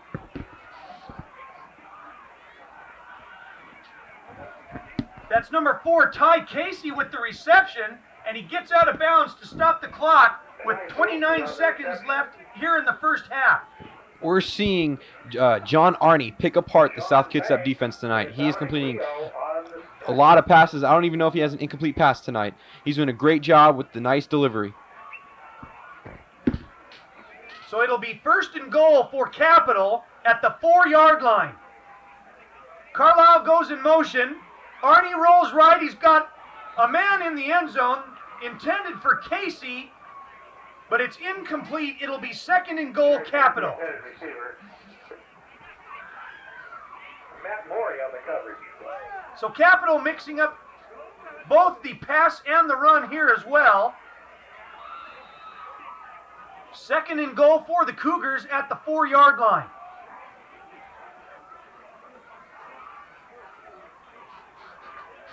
And I would imagine that they might go with a running play here, as Mackey and Carlisle are in the backfield. And they hand the ball off to Mackey. He gets his way near the goal line, but he is got stopped. stopped. South Kitsap defense. South Kitsap stopped him. Nice play by the South Kitsap defense, and Oh, Capital will have to hurry up as they are out of timeouts, and they will try and ground the ball. They will spike it, and they do so successfully with 6 seconds remaining. This is an intense game, folks. This is goal line stand right here. It's pandemonium down there on the field. But really, we're seeing John Arnie, the senior, what an awareness. He was able to get his team set and get the play off to get down the ball, leave him 6 seconds left. Well, this is 4th and goal from the 1-yard line here before the first half. That head coach came running out in the field for Capital. That's a penalty, Darren. So the crowd is getting excited here on both sides. It's a 4th down and 1 for Capital as they break the huddle, and there's a penalty flag on the play. Delay of game. Delay of game. The Cougars took too much time getting the play after spiking the football. So it'll be 4th and goal from, instead of the 1, it'll be at the 6. And we would imagine, it looks like they might go for the field goal here.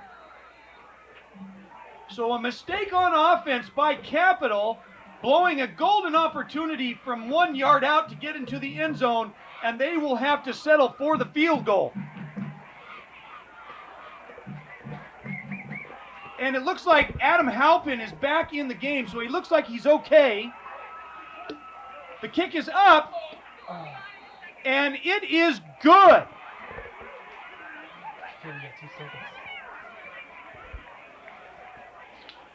Well, really, Scott, you mentioned that points are points. I mean, if you miss an extra point, that could cost us the game, and 3 points right there, that could mean the difference, because if South doesn't score on one drive, wise decision to go for the 3 points instead of trying to put it in. So a 23-yard field goal by Adam Halpin with 2 seconds left here in the first half, and the Capital Cougars take a 24-21 lead over South Kitsap.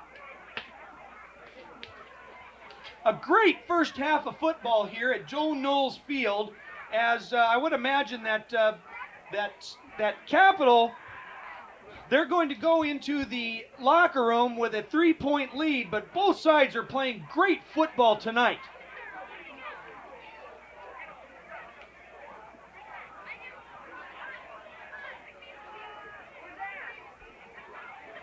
So South Kitsap will wait for Capital to break that odd huddle.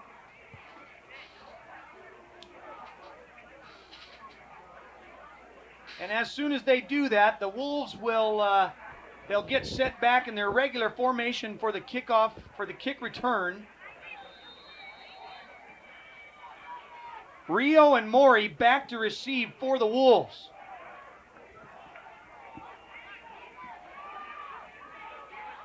As Halpin just squibs it down the right side, taken by Maury. He'll have a return, and he is tripped up. Nice tackle by Ty Casey as the first half expires here at South Kitsap High School. The Capital Cougars lead the South Kitsap Wolves 24-21 as we head into halftime.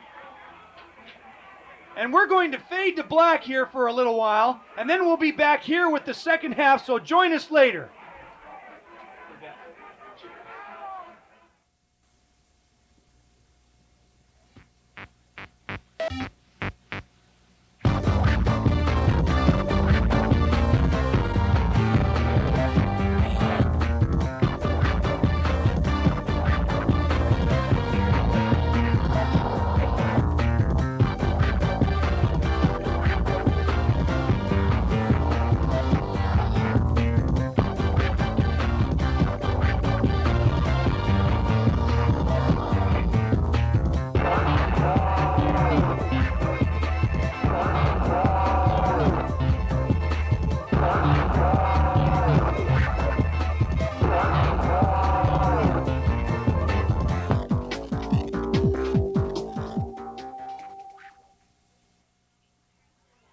Welcome back to the second half here. I'm Darren Bowden, and joining me again in the booth here for the second half of play, Scott Yingling and Kevin Nod, as the Capital Cougars lead the South Kitsap Wolves 24-21, with tonight's winner going on to the first round of the state 4A playoffs, and the loser will be getting an early vacation.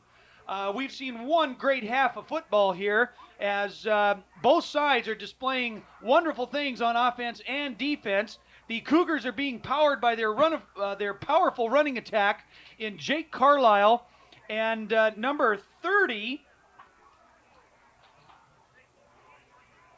Cole Mackey, as they have been sharing the running duties. And on the other side of the ball for the South Kitsap Wolves, again, we're seeing a strong performance by Ryan Cole. And unofficially in the first half of play, we have Cole down with 12 carries for 120 yards and 2 touchdowns. Both of those coming on 58 and 10 yards respectively. We also saw, Jesus, I'm choking here, guys. You got to help me out a little bit.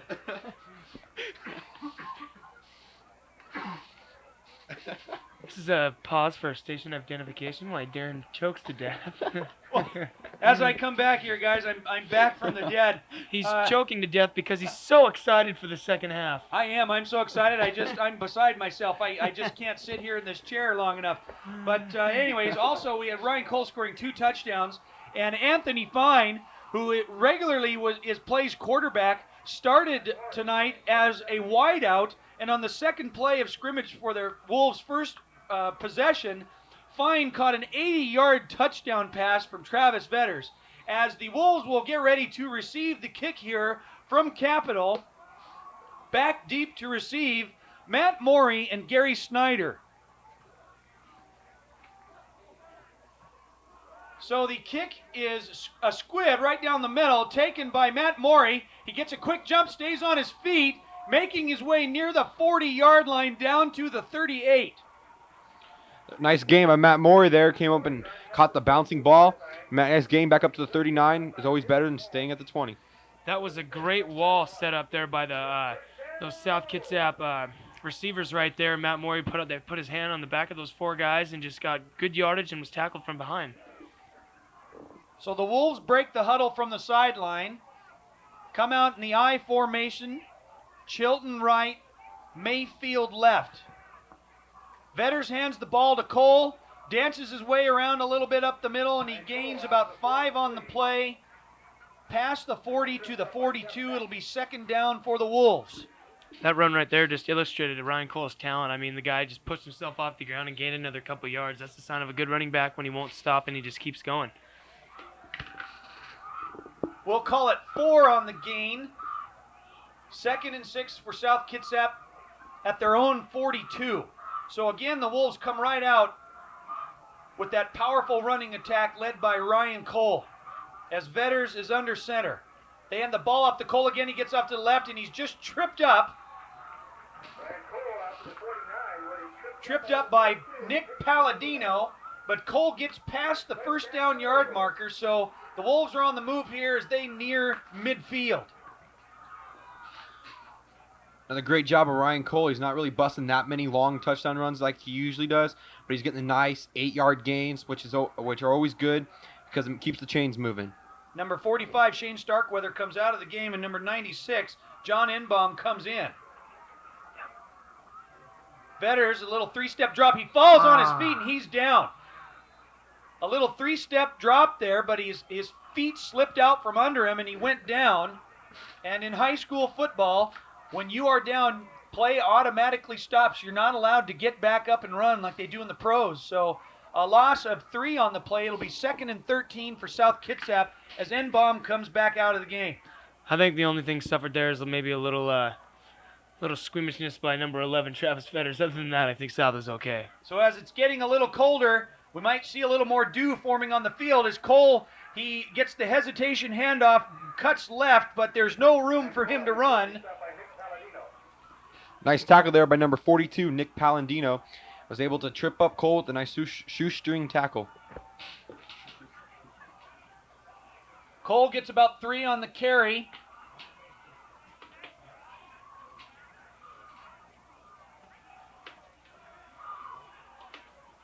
It'll be 3rd and 13 for South Kitsap. So a little sluggish here at the opening part of the second half of play as Chilton splits right. Vetters looking for the pass. He scrambles and he's taken down. A little indecision there by the junior quarterback. He wasn't able to make up his mind where he wanted to throw it. And he is sacked by number 74, Sam Bennett Cummings. So 4 and out for the Wolves. It'll be 4th and 16, and they will have to punt the ball away here. Josh Chilton doing the punting duties for the Wolves.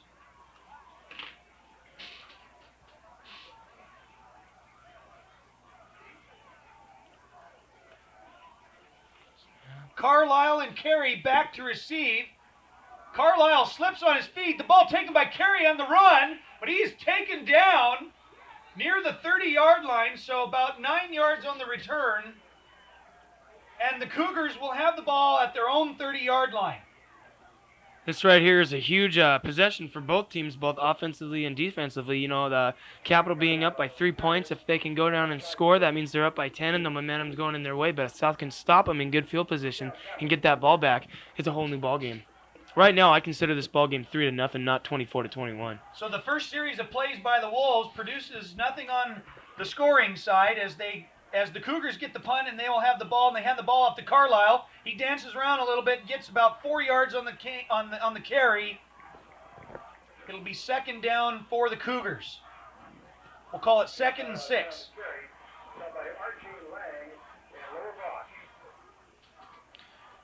Really nice job by Carlisle. I know we've mentioned it many times before, coming back from that broken leg. He's able to make the nice cuts, the quick stops, and pick up the yards. As the Cougars break the huddle,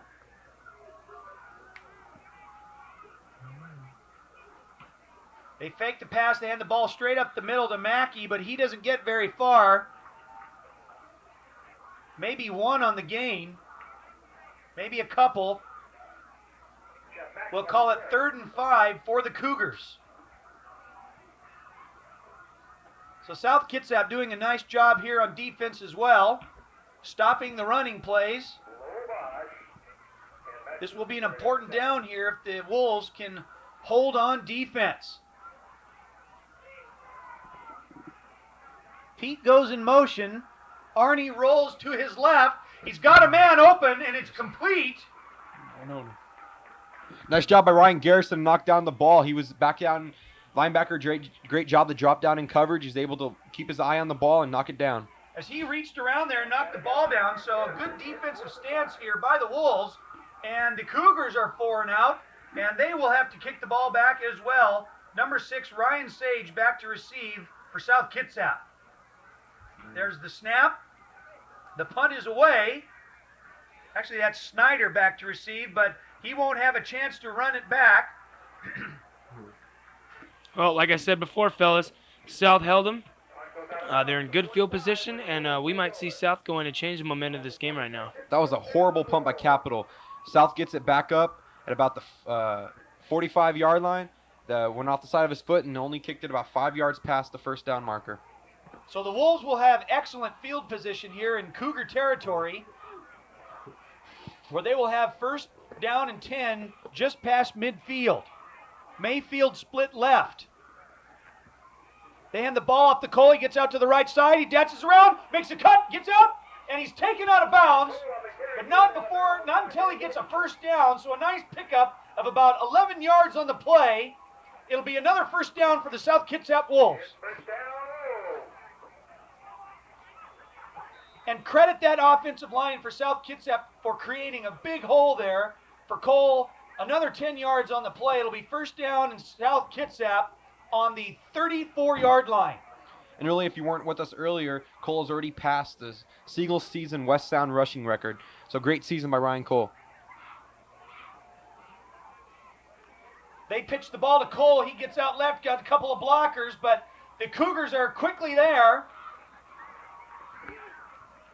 Cole does a nice job staying on his feet, powers his way out, gets about 5 yards on the play. It'll be 2nd and 5 for the Wolves. We see the Wolves pounding the ball, just up the middle all night tonight, and a few times they've tried to go outside, they've just been stopped. So I think they need to stick to those counter and trap plays.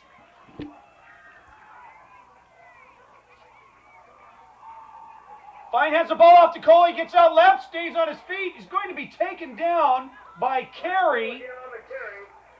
But a nice run by Ryan Cole. Looks like about 12 yards on the play. We'll wait for the official spot. It'll be 14. First down. A gain of 14 on the play. It'll be first down and 10 for the Wolves at the Cougar 15. So the Wolves are driving here halfway through the third quarter of play as Chilton goes right. Fine looks like he's checking off at the line of scrimmage. Fakes the handoff to Cole, rolls right, but he's getting flushed out of the pocket. He's able to elude. Stadium's on his feet. Looks for a man down in the end zone, and it's just over the fingertips of the intended receiver. Number 19, tight end R.J. Lang. And really another athletic play by Anthony Fine. Guy on his back, dragging him down, and he's still able to have the arm strength to almost complete the ball to R.J. Lang, who has great hands, and that was just over his fingertips. That was a 30-yard pass falling down on a line. Some guys can't do that standing up. That just shows the arm strength of Anthony Fine, who was flushed out of the pocket, faked the handoff to Cole left, rolled right, was able to elude the defenders, and he just barely overthrew Lang, but it'll be 2nd and 10 for the Wolves.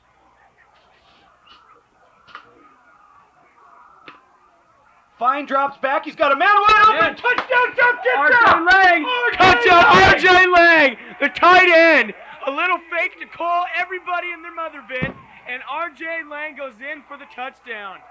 A 15-yard pass completion from Fine to R.J. Lang, and the Wolves get on the board here and take the lead halfway through the second half of play with 6:33 remaining in the third quarter. The Wolves lead 26-24 and are awaiting the extra point. A nice pass play by Anthony Fine to R.J. Lang. A great job by R.J. Lang to create the space, to able to get the ball in there, and just a great job to keep his eye on the ball, make sure to catch. And the kick is up and good by Jimmy French. So the South Kitsap Wolves strike here and go ahead 28-24 over the Capital Cougars. And I'll tell you, that could be a big difference because now it's a 4-point lead, and they will. The Capital Cougars will need to get a touchdown here now. Oh, it's a nice pass fake or a nice play fake by Fine. Fine Held the threaded ball the in, needle. Found found Lang in the end zone for a touchdown. And looked like it'd be a great job by R.J. Lane to turn around and make a little slight adjustment to turn his body around and make the catch, but a great throw by Fine. Anthony Fine really threaded the needle on that play right there.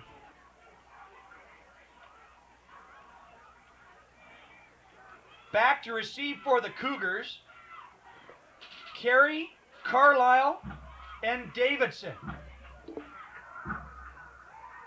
So the Wolves did a nice job with ball control here, taking nearly 6 minutes off the clock in the third quarter and getting into the end zone and taking a 28-24 lead over Capital.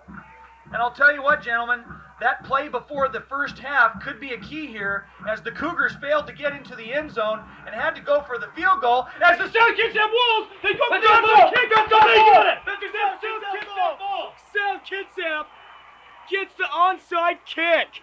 It looked like it was going to be a squib kick, and French just kicked the ball. It went 10 yards. It bounced off a Capital receiver up front, and the Wolves get the recovery. How the tables have turned, fellas. It went from a 3-point, from South being down 3 points to scoring a touchdown. Now the momentum is fully in our favor. Great job by Gary Snyder. He was downfield, way to recover, come back and field that ball after he saw it bounce off the Capital player. So a big turn of events here as the Wolves get the ball on the onside kick here after they scored a touchdown, and they will have good field position just past midfield in Cougar territory. Fine, hands off to Cole. He bounces over a man, he cuts back up the middle, stays on his feet. Go. Ryan Cole gets to the inside. He's going to stay on his feet. There goes Ryan Cole. He's at the 15, 10. Touchdown, Ryan Cole. Touchdown, Ryan Cole. Amazing athlete. What an amazing athlete. Ryan Cole is absolutely amazing. The guy sends chills down my back. He should have been tackled 3 times. That was an amazing run. Ryan Cole with a 49-yard touchdown run, and just like that, the South Kitsap Wolves are back on the board here, and you talk about momentum, and that's exactly what South Kitsap has here tonight.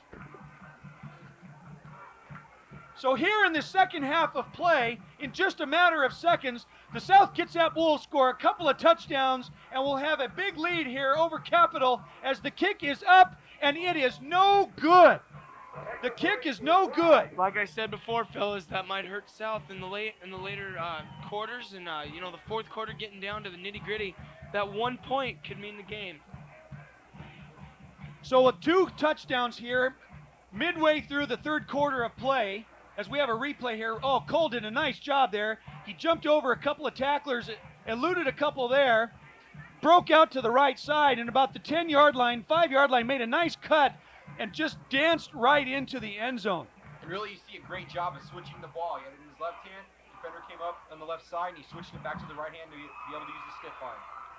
So again, we're seeing a wonderful rushing performance by number 34, Ryan Cole here, as the South Kitsap Wolves take a 34-24 lead over the Capital Cougars with 6:16 remaining here in the third quarter of play. And gentlemen, I just can't believe what great football we're seeing here tonight.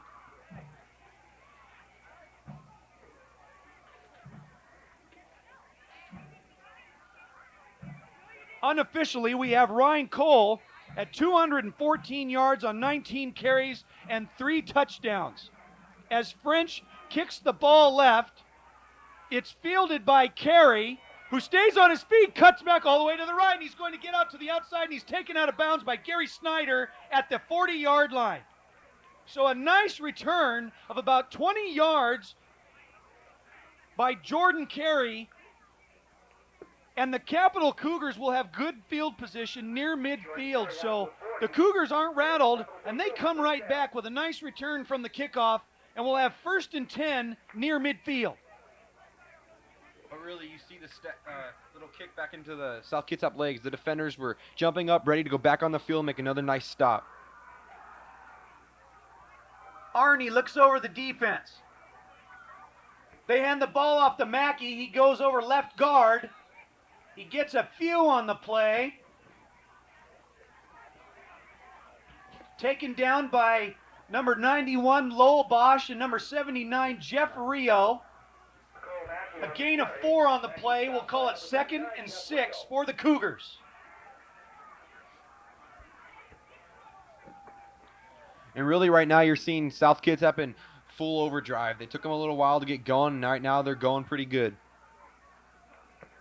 Looks like we have a brief equipment timeout here for the Wolves. That's number 58, Buddy Anderson. It looks like we're getting everything taken care of. So the Cougars will have 2nd and 6 from their own 44-yard line.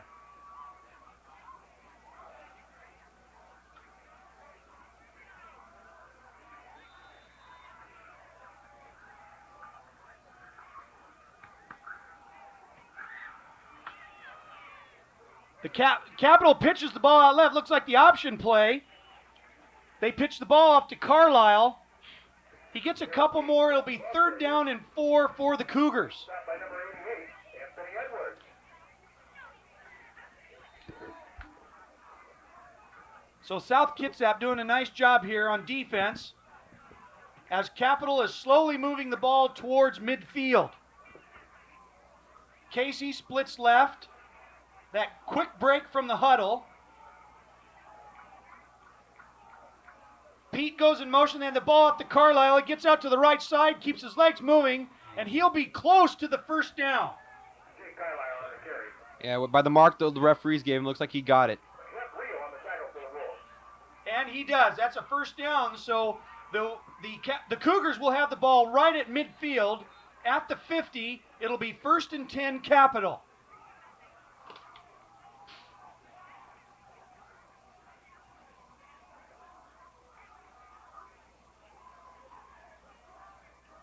The Cougars break the huddle. They hand the ball. They fake the Arnie Rose to his left. He's looking for a man, and it's going to be intercepted by Gary Snyder. The tornado. He stays on his feet. He's heading up the left side. Snyder's going to be taken down. And he's almost breaking loose.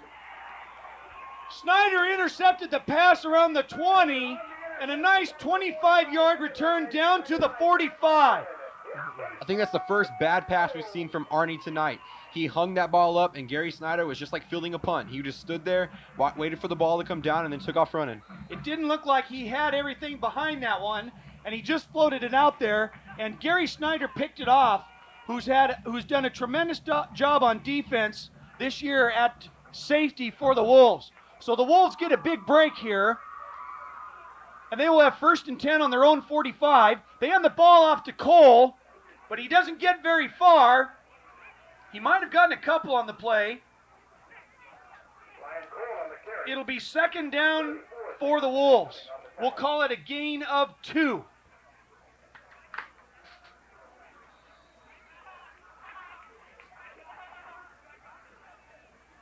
So another turnover here has plagued the Cougars, ruining their chances of good field position at midfield as the Wolves send 2 receivers to both the right and left sides of the field. Cole is at tailback. Ooh, and Fine looks a hard count, and he drew the defense offside. That was great coaching by Coach Sieg to try to throw those guys off and get a little extra yardage out of these plays. That looked like number 64, Vince Hall, offside. So the Wolves will scoot forward another 5 yards, and it'll be 2nd and 4 for South Kitsap as they enter Cougar country just past midfield.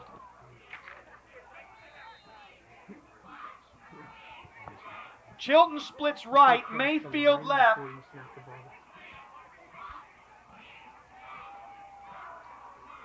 So the Wolves break the huddle. They hand the ball off to Cole. He gets out to the right side, but he's taken down in a nice play there by number 44, Ling, and it'll be 3rd down for the Wolves. As Fine is looking over towards Coach Sigurdsson for the play, Shane Starkweather comes out. John Embaum comes in on 3rd and short. We'll call it 3rd and 2 from the 47-yard line.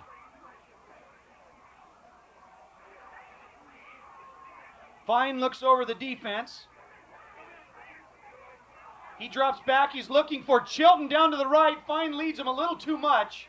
It'll be incomplete. 4th down and 2 for the Wolves. See that arm strength right there? He was about to get sacked, and he just threw that ball up. That was a nice throw. I mean, it was way over Chilton's head, but it was still a nice spiral, good arm strength. So an incomplete pass. 4 plays and out for the Wolves after the interception by Snyder, and the Wolves will have to kick the ball away to Capital. Carlisle will be back near his own 20-yard line. Chilton doing the punting for the Wolves. A quick snap, the kick is up. Carlisle fields it at the 15, dances around a couple of Wolves, stays on his feet, gets about 9 yards on the return. Nice tackle there by number 50, Josh Holt. We haven't mentioned him really much this year, but he's a senior, going to be graduating this year. Been playing football for all 3 years. So a 40-yard punt and a 10-yard return, and the Capital Cougars will take over 1st and 10 from their own 25-yard line.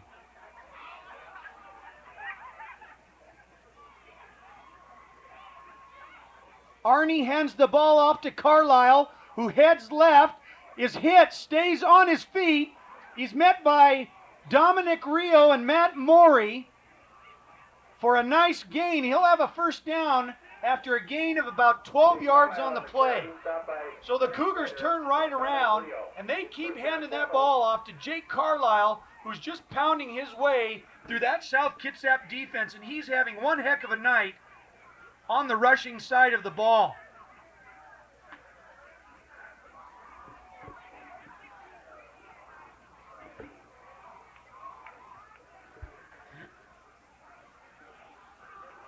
They hand the ball off to Mackey straight up the middle. He's met quickly by that defensive line. And really, you see what the wing T offense does to a defense. You saw little groups of South Kitsap defenders ready to tackle each player. There's a group ready to tackle the quarterback, group ready to tackle the running back up the middle, and group ready to tackle the running back to the outside. Met by Anderson and Christenberry. A gain of only a couple. It'll be 2nd down and 8 for the Cougars.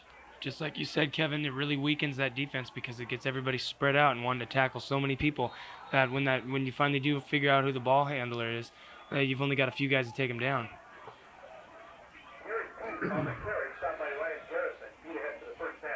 As Arnie handed the ball off to number 24, Jared Pete. He gets a nice gain on the play, but looks like he got slightly injured as he's limping a little bit. Trainers come out, they're going to help him off the sideline.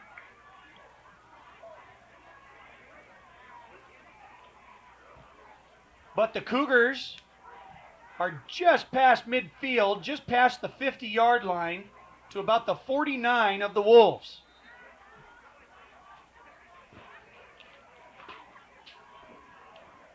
The Cougars break the huddle. Carlisle goes in motion. They hand the ball to Mackey. He heads straight up the middle. Darren, maybe you could vouch for me on this, but number 30, Mackey, kind of reminds me of the old running back for the Washington Redskins, John Riggins, the Diesel, man. That guy just, Mackey's just been running all over. I mean, he just pounds the ball in there, and he's just ruthless with force and just moving that ball upfield. There's no east-west with this guy. It's all north-south. Doesn't have blazing speed, but he's hard to take down, and he gets the yards. And he gains 7 on the play. It'll be 2nd and 3 as they hand the ball off again to Mackey, and he's just barreling his way across the line of scrimmage, gets down to the 30, a nice gain of 7 yards for Mackey. What a run.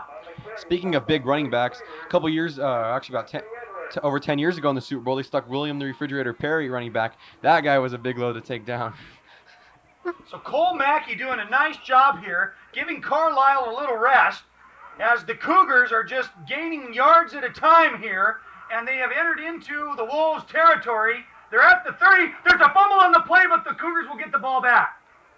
Arnie looked like he tried to pull the ball back from Carlisle. A little miscommunication there. The ball was fumbled, but Capital quickly recovered their own fumble. It'll be a loss of 2, 2nd and 12 for Capital.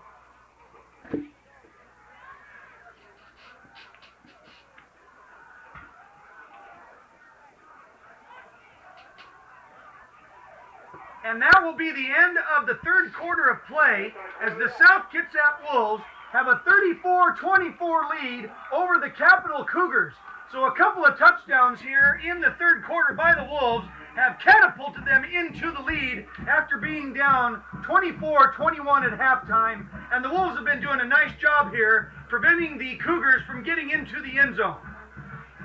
Get involved with your South Kitsap School District. One way to do it is to attend our school board meetings. They are held on the first and third Mondays of every month. Meetings start at 7 p.m. The public is invited, and in fact, our schools desperately need the input and support of all community members. So attend the school board meetings and find out what's going on in your community schools.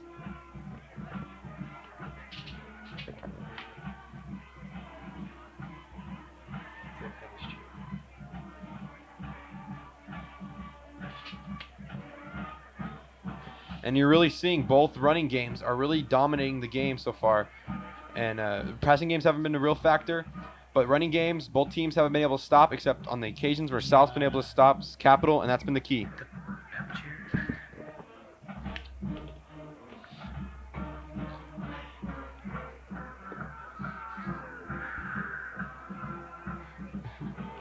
Well, we'll join you shortly here as all three of us up here in the booth. We were delayed here just by a little bit, but we were distracted because we had to do the little dance here that the cheerleaders lead the crowd and everybody in. And you know, we announcers, we're allowed to take part in this sort of thing, so that's what we were doing up here. But we'll get back to play here now as the Cougars have a 2nd and 12, and they have the ball by Carlisle, and he is met there at the line of scrimmage for no gain. Nice job by number 33, Dominic Rio.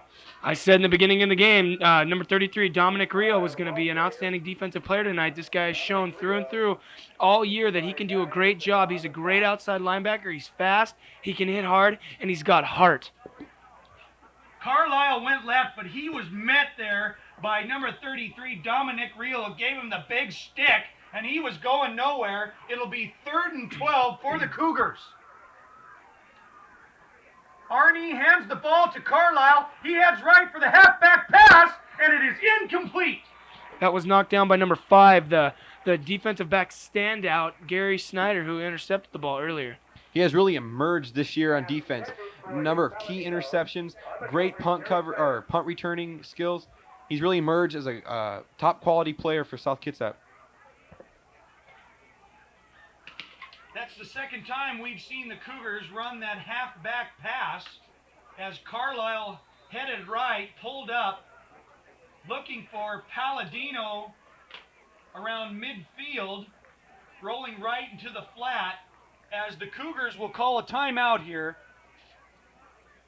And we may see what they might try and do, if they'll go for it on 4th down or go for the long field goal. And we can see Adam Halpin, who does the kicking, was heading onto the field, but now he's heading back to the sideline, so that might be an indication that the Cougars will go for it here on 4th and 12. Well, maybe you're thinking that this is 4-down territory because they are down by 10 and they need 2 scores. Field goal and touchdown in any order. They decided maybe the touchdown right now because they are kind of fire out for the field goal. Well, we were talking about key plays of the game, and we know that right before the first half of play ended, Capital was driving into South Kitsap territory, and they had a 3rd and goal. Actually, they had a 4th and goal from the 1-yard line, but a delay of game penalty moved them back another 5 yards, and instead of punching into the end zone, which they had a good chance of doing, they had to settle for the field goal. So that could be a key play here as the Cougars break the huddle, and they will go for it. Arnie drops back. He's being rushed, and it's almost intercepted. In and out of the hands of number 91, Lowell Bosch, who is also a tight end. I'm sure he'll be getting a bad time from the rest of the tight ends on that one in the locker room. The pass was intended for Casey, and Arnie almost threw the ball right into the hands of Lowell Bosch. So an unsuccessful attempt here on 4th down, and the Wolves will take over on downs, 1st and 10 from their own 32. Really, I think the fall of Capital has been the fact that John Arnie hasn't been able to complete a pass lately. He's been throwing a couple bad balls. Well, the key now is ball control and no turnovers as the Wolves come out in an I formation with 2 wide receivers on both sides of the field. Fine hands the ball off to Cole. He gets out to the right side and is ankle tackled near the 40. It'll be second down for South Kitsap. Just another example of how Ryan Cole is wise beyond his years. He realized he was going down, decided he needed to tuck that ball in tighter to make sure he didn't fumble, because a turnover would be deadly right now. The tackle made by Nick Palladino. So the Wolves will have a 2nd and 2, just short of the 40-yard line. They hand the ball off to Cole, and he's mad at the line of scrimmage, and he is taken down by number 86, Jagger Sapp. What a play by Sapp, who just drives Cole right back down. No play on the gain. It'll be 3rd and 2, South Kitsap.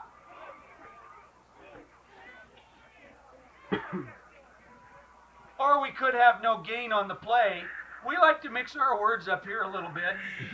We're testing you as the audience to see if what we're saying is right, so don't worry. Actually, I'm just doing it to see if the audience is actually paying attention, but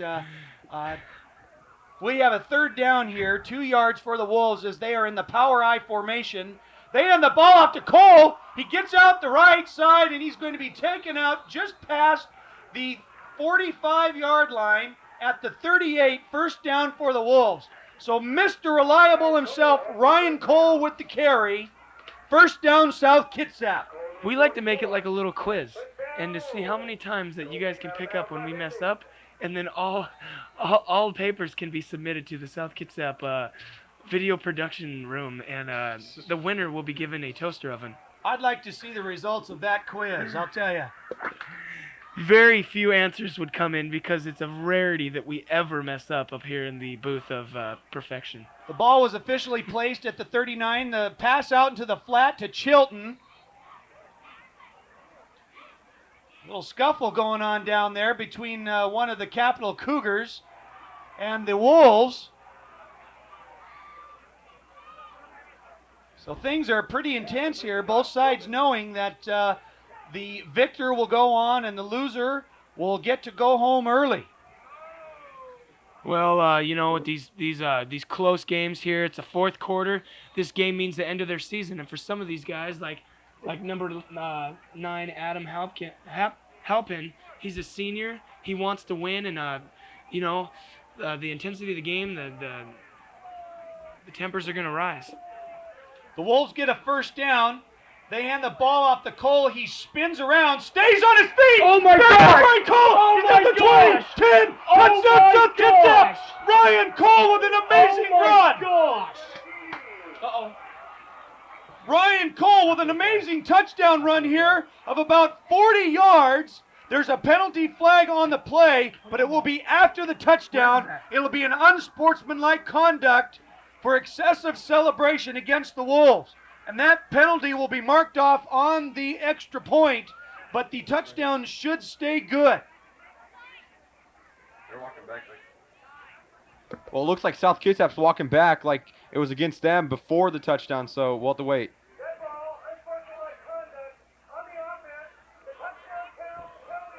Yes, the touchdown is good. I saw the flag coming in after the touchdown was scored. Ryan Cole from 40 yards out.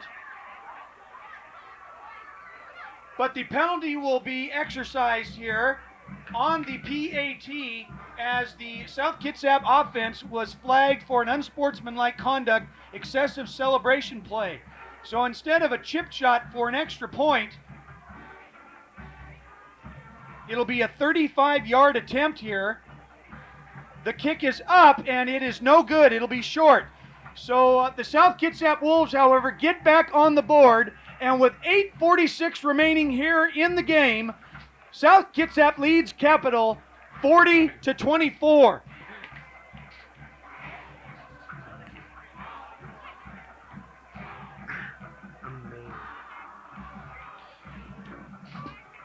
We have a replay here. What a run by Ryan Cole. We'll call it, it's actually at the 41. He's met by a couple of tacklers, but he spins around, eludes a couple of tackles, stays on his feet, and he will get into the end zone. So Ryan Cole having another big evening, his 4th touchdown of the night. after that 41-yard touchdown run.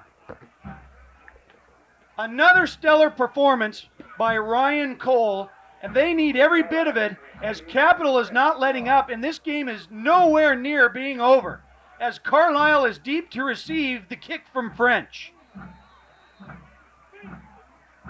The kick is up. It's a short kick off to the right side, and it goes out of bounds. Looked like it might stay in there for a minute, but that will be a penalty, and the Cougars will get the ball on their own 35. Well, they will take over 1st and 10. Really, folks, what an unbelievable run by Ryan Cole. He broke a lot of tackles. Really, Scott, I mean, we've mentioned it so many times, the weight program keeps those legs strong, break tackles, keep on running. And also, you have to give these guys like Ryan Cole and all the players on South Kitsap just the heart. I mean, if he didn't have the drive and determination getting in that end zone, he would have probably been tackled, back at the 40. But he just kept his legs pumping and that big body of his going forward. Well, it's like we talked about at the beginning of the game. Cole and that offensive line working together and doing a wonderful job on the ground attack for the Wolves as Arnie drops back and he looks for... He was looking for Casey on the right side, but it is incomplete. It'll be 2nd and 10 for Capital. Great job by the referees to pick up that play. He looked like he dropped the ball, but the referees looked at each other, conferenced a little bit, and decided he did.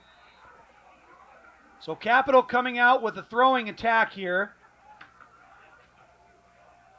Arnie coming to the huddle with the play from the sideline.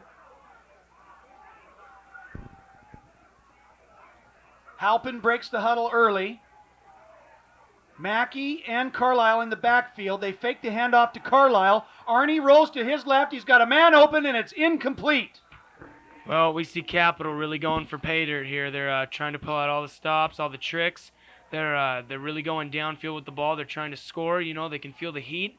8 minutes left in the 4th quarter, and can mean the end of their season. So I feel that we're going to see a lot of down the field action. Arnie was looking deep. Pass was intended for Jared Pete, incomplete. It'll be 3rd and 10 from the Cougar 35-yard line. Once again, a bad pass. Nobody was there. It was just threw it out to nobody. Casey splits left. Arnie still in the huddle. Pete goes right. With a split backfield. He drops back. They hand the ball off to Mackey. He gets off on the right side. Near the 45-yard line. He's going to be just short of the 1st down. And this is 4th down territory here. He will be just a couple of yards short of the 1st down, and the Cougars will go for it. This is a huge play for both the offense and the defense. If Capital can get a 1st down, this means that they have a good chance of going in and scoring. If South can stop them, this is a momentum buster right here. I mean, this will put the momentum in full favor of South Kitsap. And the Wolves have done a nice job on defense as Capital has not gotten on the scoreboard yet this second half of play. So early scoring, the Cougars get 21 points in the 1st quarter and 3 points since. So they hand the ball off to Mackey straight up the middle. And he's going to get a 1st down. But more importantly, that clock will keep running here after they set the down markers. With 7:50 remaining here in the game. But really, this kind of game just shows how good South Kitsap program is this year. Down early, 21-7. Come back and be up 40-24. Great job to come back. Arnie drops back, spins around, hits Carlisle, takes the ball underneath. He's met by a couple of Wolves, driven back, but they will stop his forward progress near the 45-yard line in Wolves territory. So a nice pickup there.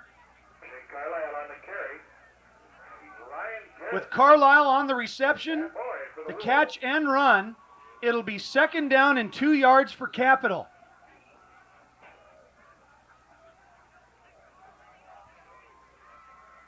So the Cougars are looking to get on the board here. Carlisle goes in motion. They hand the ball off to Mackey, and he's barreling his way across midfield. And he's going to have another first down. So the Cougars doing a nice job of ball control here, mixing in a little bit of run and pass, and they get down around the 37. Well, really, Capital's still in two-score territory, down by 16. They just need the two-point conversions each touchdown.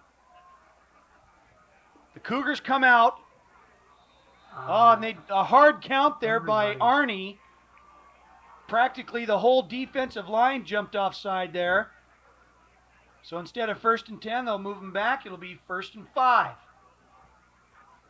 So Capital getting a few breaks here.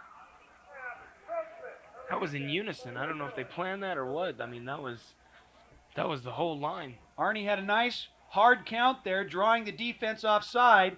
It'll be 1st and 5 for Capital. Ball placed at the 33. They hand the ball off to Arnie. You know, one of these days I'm going to get everybody's name right. People are just marking down their quiz. They're going to be sending it in. Don't worry about it, dude. I can't even imagine what this quiz is going to look like here as Arnie handed the ball off to Mackey. These guys need to wear name tags or something. Or have another E at the end of their name, you know what I mean? Of course, I could just learn how to look down on the field and see what number it is. So anyways, Arnie takes the snap and he rolls to his left. He fires it down the sideline, but it's not even going to be close as it sails out of bounds, incomplete. It'll be 3rd and 2 for Capital. Great job by Matt Morey to put the pressure on him. He jumped up, made Arnie throw over him, and ended up making him throw the ball way out of bounds. The pass was intended for Jared Pete.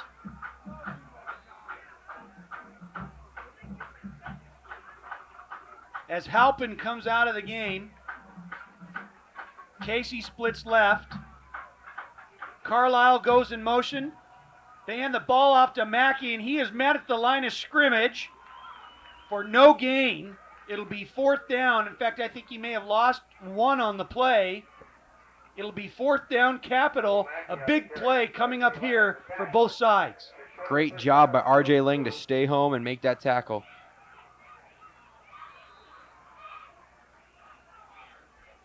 So no gain on the play. The ball is placed just inside the 30-yard line at the South Kitsap. We'll call it the 29.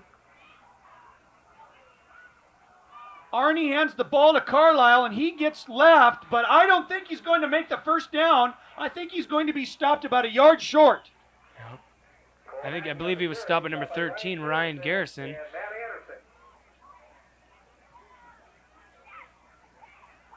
As the officials look over the spot, oh, and he did.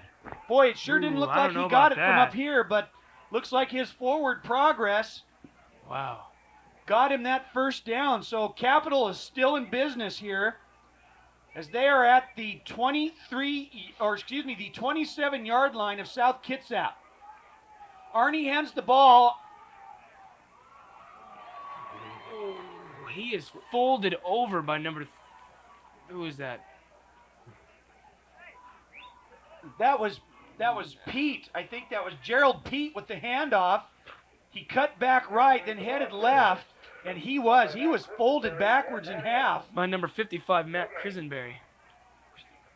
So a nice defensive play there by Kristenberry, and it'll be 2nd and 10 for Capital. But Capital needs to get on the board here soon with only 4:27 remaining in the game. They need a quick score. Arnie with the fake. He looked for the man over the middle. The pass was intended for Casey. Well over his head, incomplete. 3rd and 10 Capital. And even if Capital doesn't make it here, I think they'll still go on the 4th down because of the fact they need the 2 touchdowns.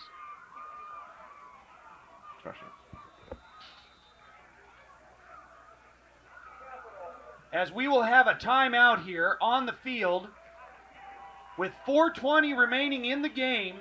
South Kitsap leads Capital 40-24.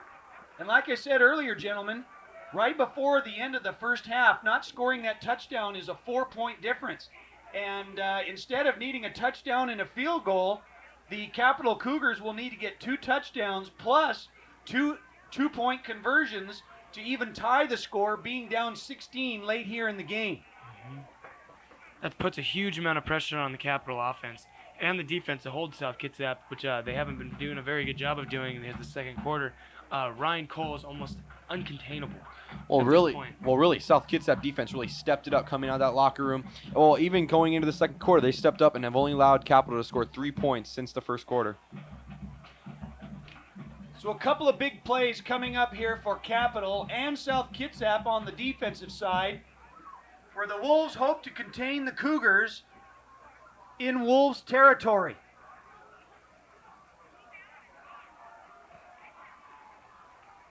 Casey split left.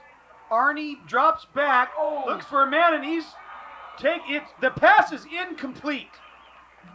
Boy, he was taken down hard by number 19, R.J. Lang. There's R.J. Lang, number 19, the defensive end, the standout I mentioned at the beginning of the game. He destroyed the quarterback on that hit.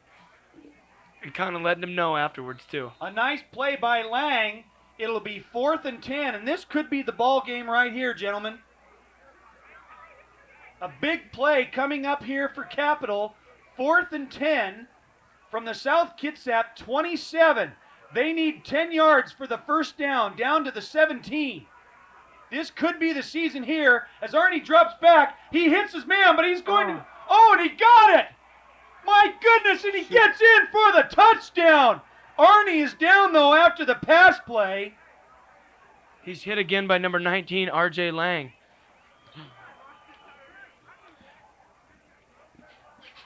A great play call by the coach. That was great. South Kitsap was not ready for that. They had the wide receiver tackled up, but another receiver came in right there and was able to take it in for the touchdown. The pass was caught by Carlisle, and he went in from 27 yards. Touchdown Capital. So hold on to everything as the Cougars get on the board here with 4:07 left in the game. And they are going for a 2-point conversion, and they're going to get it. They get the 2-point conversion, so there it was, gentlemen. That's what we were talking about. The Cougars needed a touchdown and a 2-point conversion, and that's the first series right there. And I can imagine that we might see an onside kick coming by Capital. As we have a replay here, we'll get a better look at what happened on that offensive play there.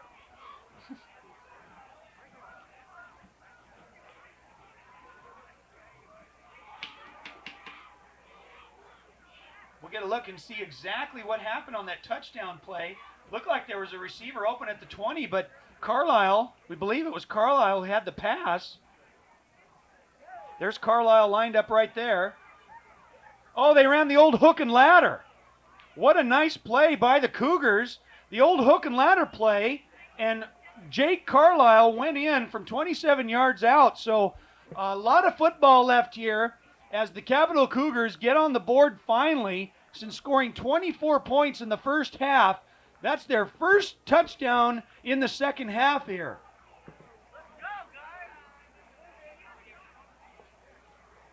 So we'll see what the Cougars do as they approach the kickoff at the 40-yard line.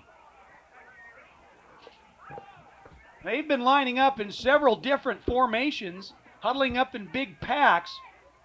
And we just saw there on the extra point that was good, where they converted a 2-point conversion, and now they're only down by 8. And they'll go for the onside kick. It has to go 10 yards, and nice job by number 25, Tyler Mayfield, who is right there to receive the onside kick attempt, and he will be marked at midfield right at the 50-yard line. So a nice job by Mayfield of hanging onto that football. And you better believe that Capital will get a huge dose of Ryan Cole for the rest of the game. We want to keep that ball on the ground and run that clock out.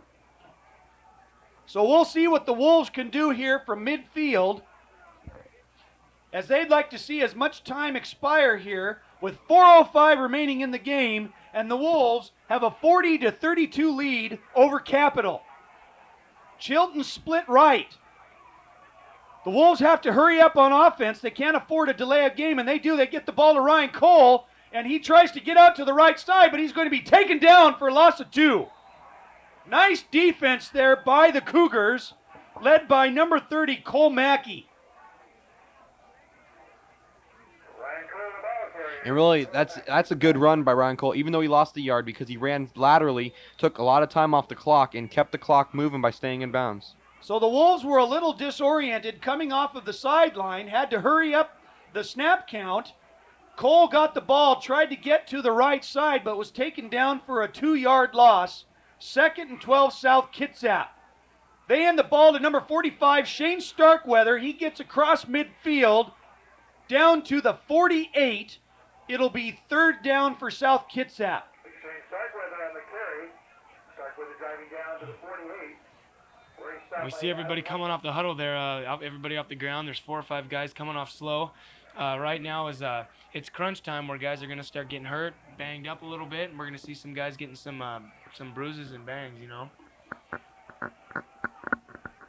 It'll be 3rd and 8 for South Kitsap, so a big defensive stance here by the Capital Cougars as Ryan Cole gets a big hole. He dances across. He gets to the outside. Ryan Cole's going to go to the end zone. Touchdown, Ryan Cole! Touchdown, South Kitsap! Absolutely amazing. There he That is. guy is absolutely amazing. Mr. Reliable, Ryan Cole with touchdown number 5. Ryan Cole is a man-child. The guy can do everything. He's absolutely amazing. Ryan Cole's a touchdown machine. That is now 33 on the year. That is amazing. 33 rushing touchdowns on a year.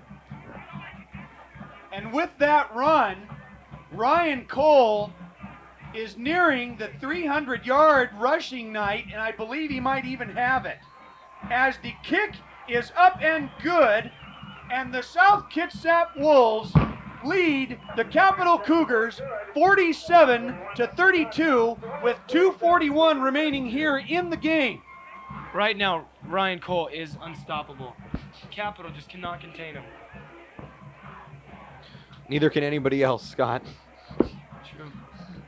Oh, a nice bit of running there by Ryan Cole as he goes into the end zone for the score. A 48-yard touchdown run by Ryan Cole, and that does put him over the 300-yard mark, along with his 5th touchdown of the evening. That's the 2nd time this year that Cole has gone over 300 yards rushing. And I'll tell you, gentlemen, he's getting close to that 2,000-yard rushing mark just in the regular season alone, and we haven't even reached the playoffs. No. Has 2,000 yards ever been reached? I can't remember off the top of my head. Unfortunately, our official statistician could not be with us tonight, Mr. Doug Bolton, but I can tell you right now that we're seeing an excellent rushing performance by number 34, Ryan Cole, the state's leading rusher. As the squib kick goes straight down the middle and is fielded by Carlisle, who picks it up, stays on his feet, and oh my gosh, look at Carlisle. He's going to get out to the right side, tries to make a cut back to the left, and he gets just past midfield. And I'll tell you, those Capital Cougars don't quit. Nice run by Jake Carlisle to get past midfield. I know we've mentioned how much of a key game this is, but really a key game is between Bremerton and Mount Tahoma, 2 defeated teams. It'll be a great job for one of those teams to get a win this year, a great momentum for them to go in next year.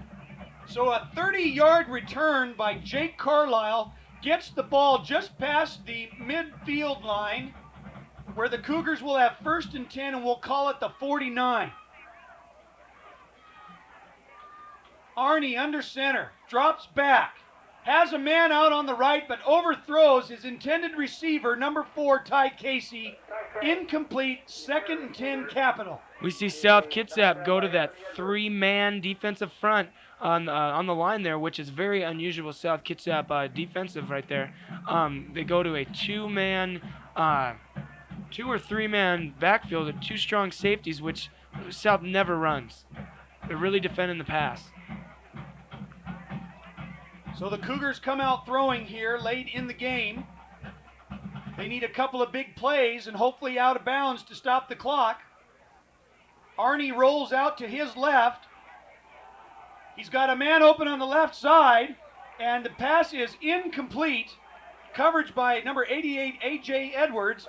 Casey, the intended receiver. It'll be 3rd and 10, Capital. That's the second ball. Number 88, A.J. Edwards is knocked down. He's having a great game out there. So the Cougars come out throwing, and they need some big yardage here. to have any chance of staying in this game. 3rd and 10 from the 49 in Wolves territory. Jordan Carey splits right. Stagger left. They hand the ball straight up the middle, but the Wolves are there. And nobody's going to get through that South Kitsap defensive line on a run late in the game here. It'll be 4th and 10 for Capital. And in fact, he lost a yard on the play. It'll be 4th and 11.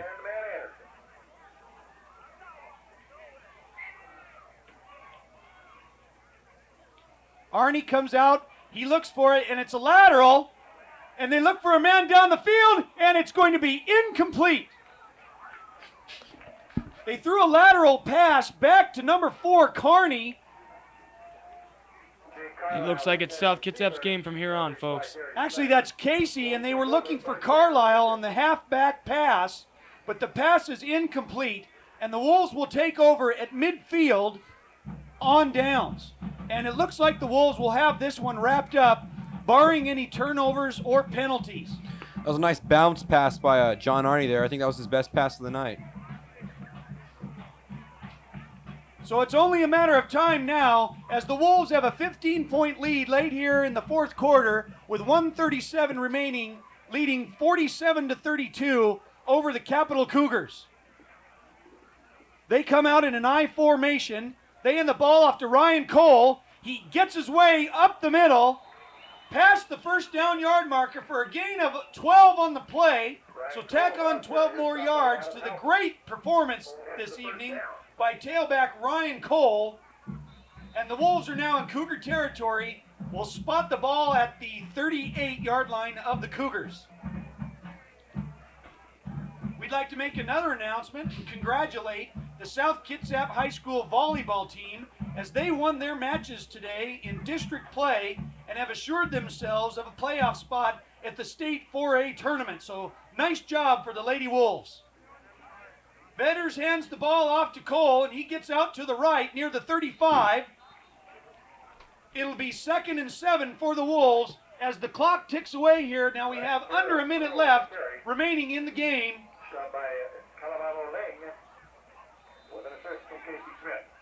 And the South Kitsap coaches have got to be pleased with the performance here tonight as the crowd gives a standing ovation to tailback number 34, Ryan Cole, as he comes out of the game. Well deserved. A wonderful performance of rushing over 300 yards and 5 touchdowns. And the Wolves will just take the snap and take a knee here.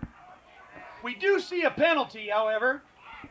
Josh Chilton wasn't set on that kneel down right there. He was moving backwards right when the snap was snapped.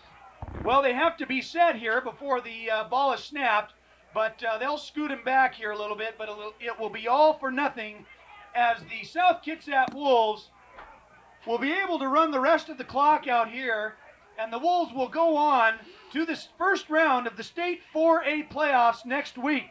It has now been 21 straight years that South Kitsap has made the playoffs at the state level. That is an awesome run. And according to our statistics, South Kitsap most likely will play the winner of Kamiak and Lake Washington, and we believe that the game will be played either at Spark Stadium in Puyallup or the Lincoln Bowl in Tacoma as Vedders takes another knee, and the clock will tick down here with only 25 seconds remaining. So the Wolves will be able to celebrate making the playoffs for their 20th straight season. We're down to 10 seconds left as the South Kitsap coaches are congratulating one another on a well-played football game. And there it is. The South Kitsap Wolves are heading to the first round of the state 4A football playoffs next week as the Wolves have gone on to defeat the Capital Cougars 47-32 behind the great, powerful offensive line of the South Kitsap Wolves, who created those open holes for star tailback number 34, Ryan Cole, who rushed for over 300 yards and 5 touchdowns this evening. We would like to thank you for joining us at this football game here at South Kitsap High School.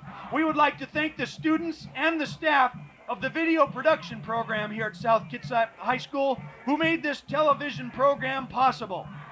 And again, we would like to announce the score. Well, before we do that, as we see the Wolves shaking the hands of Capital as they don't have anything to feel bad about, as they played one heck of a football game. And the South Kitsap Wolves can celebrate as they will go on to the state football playoffs first round next week. I'm Darren Bowden. I'd like to thank Scott Yingling and Kevin Nod for joining me in the booth this year. And again, the final score, the South Kitsap Wolves 47, the Capital Cougars 32. We'll see you next week at the state playoffs. So long, everybody.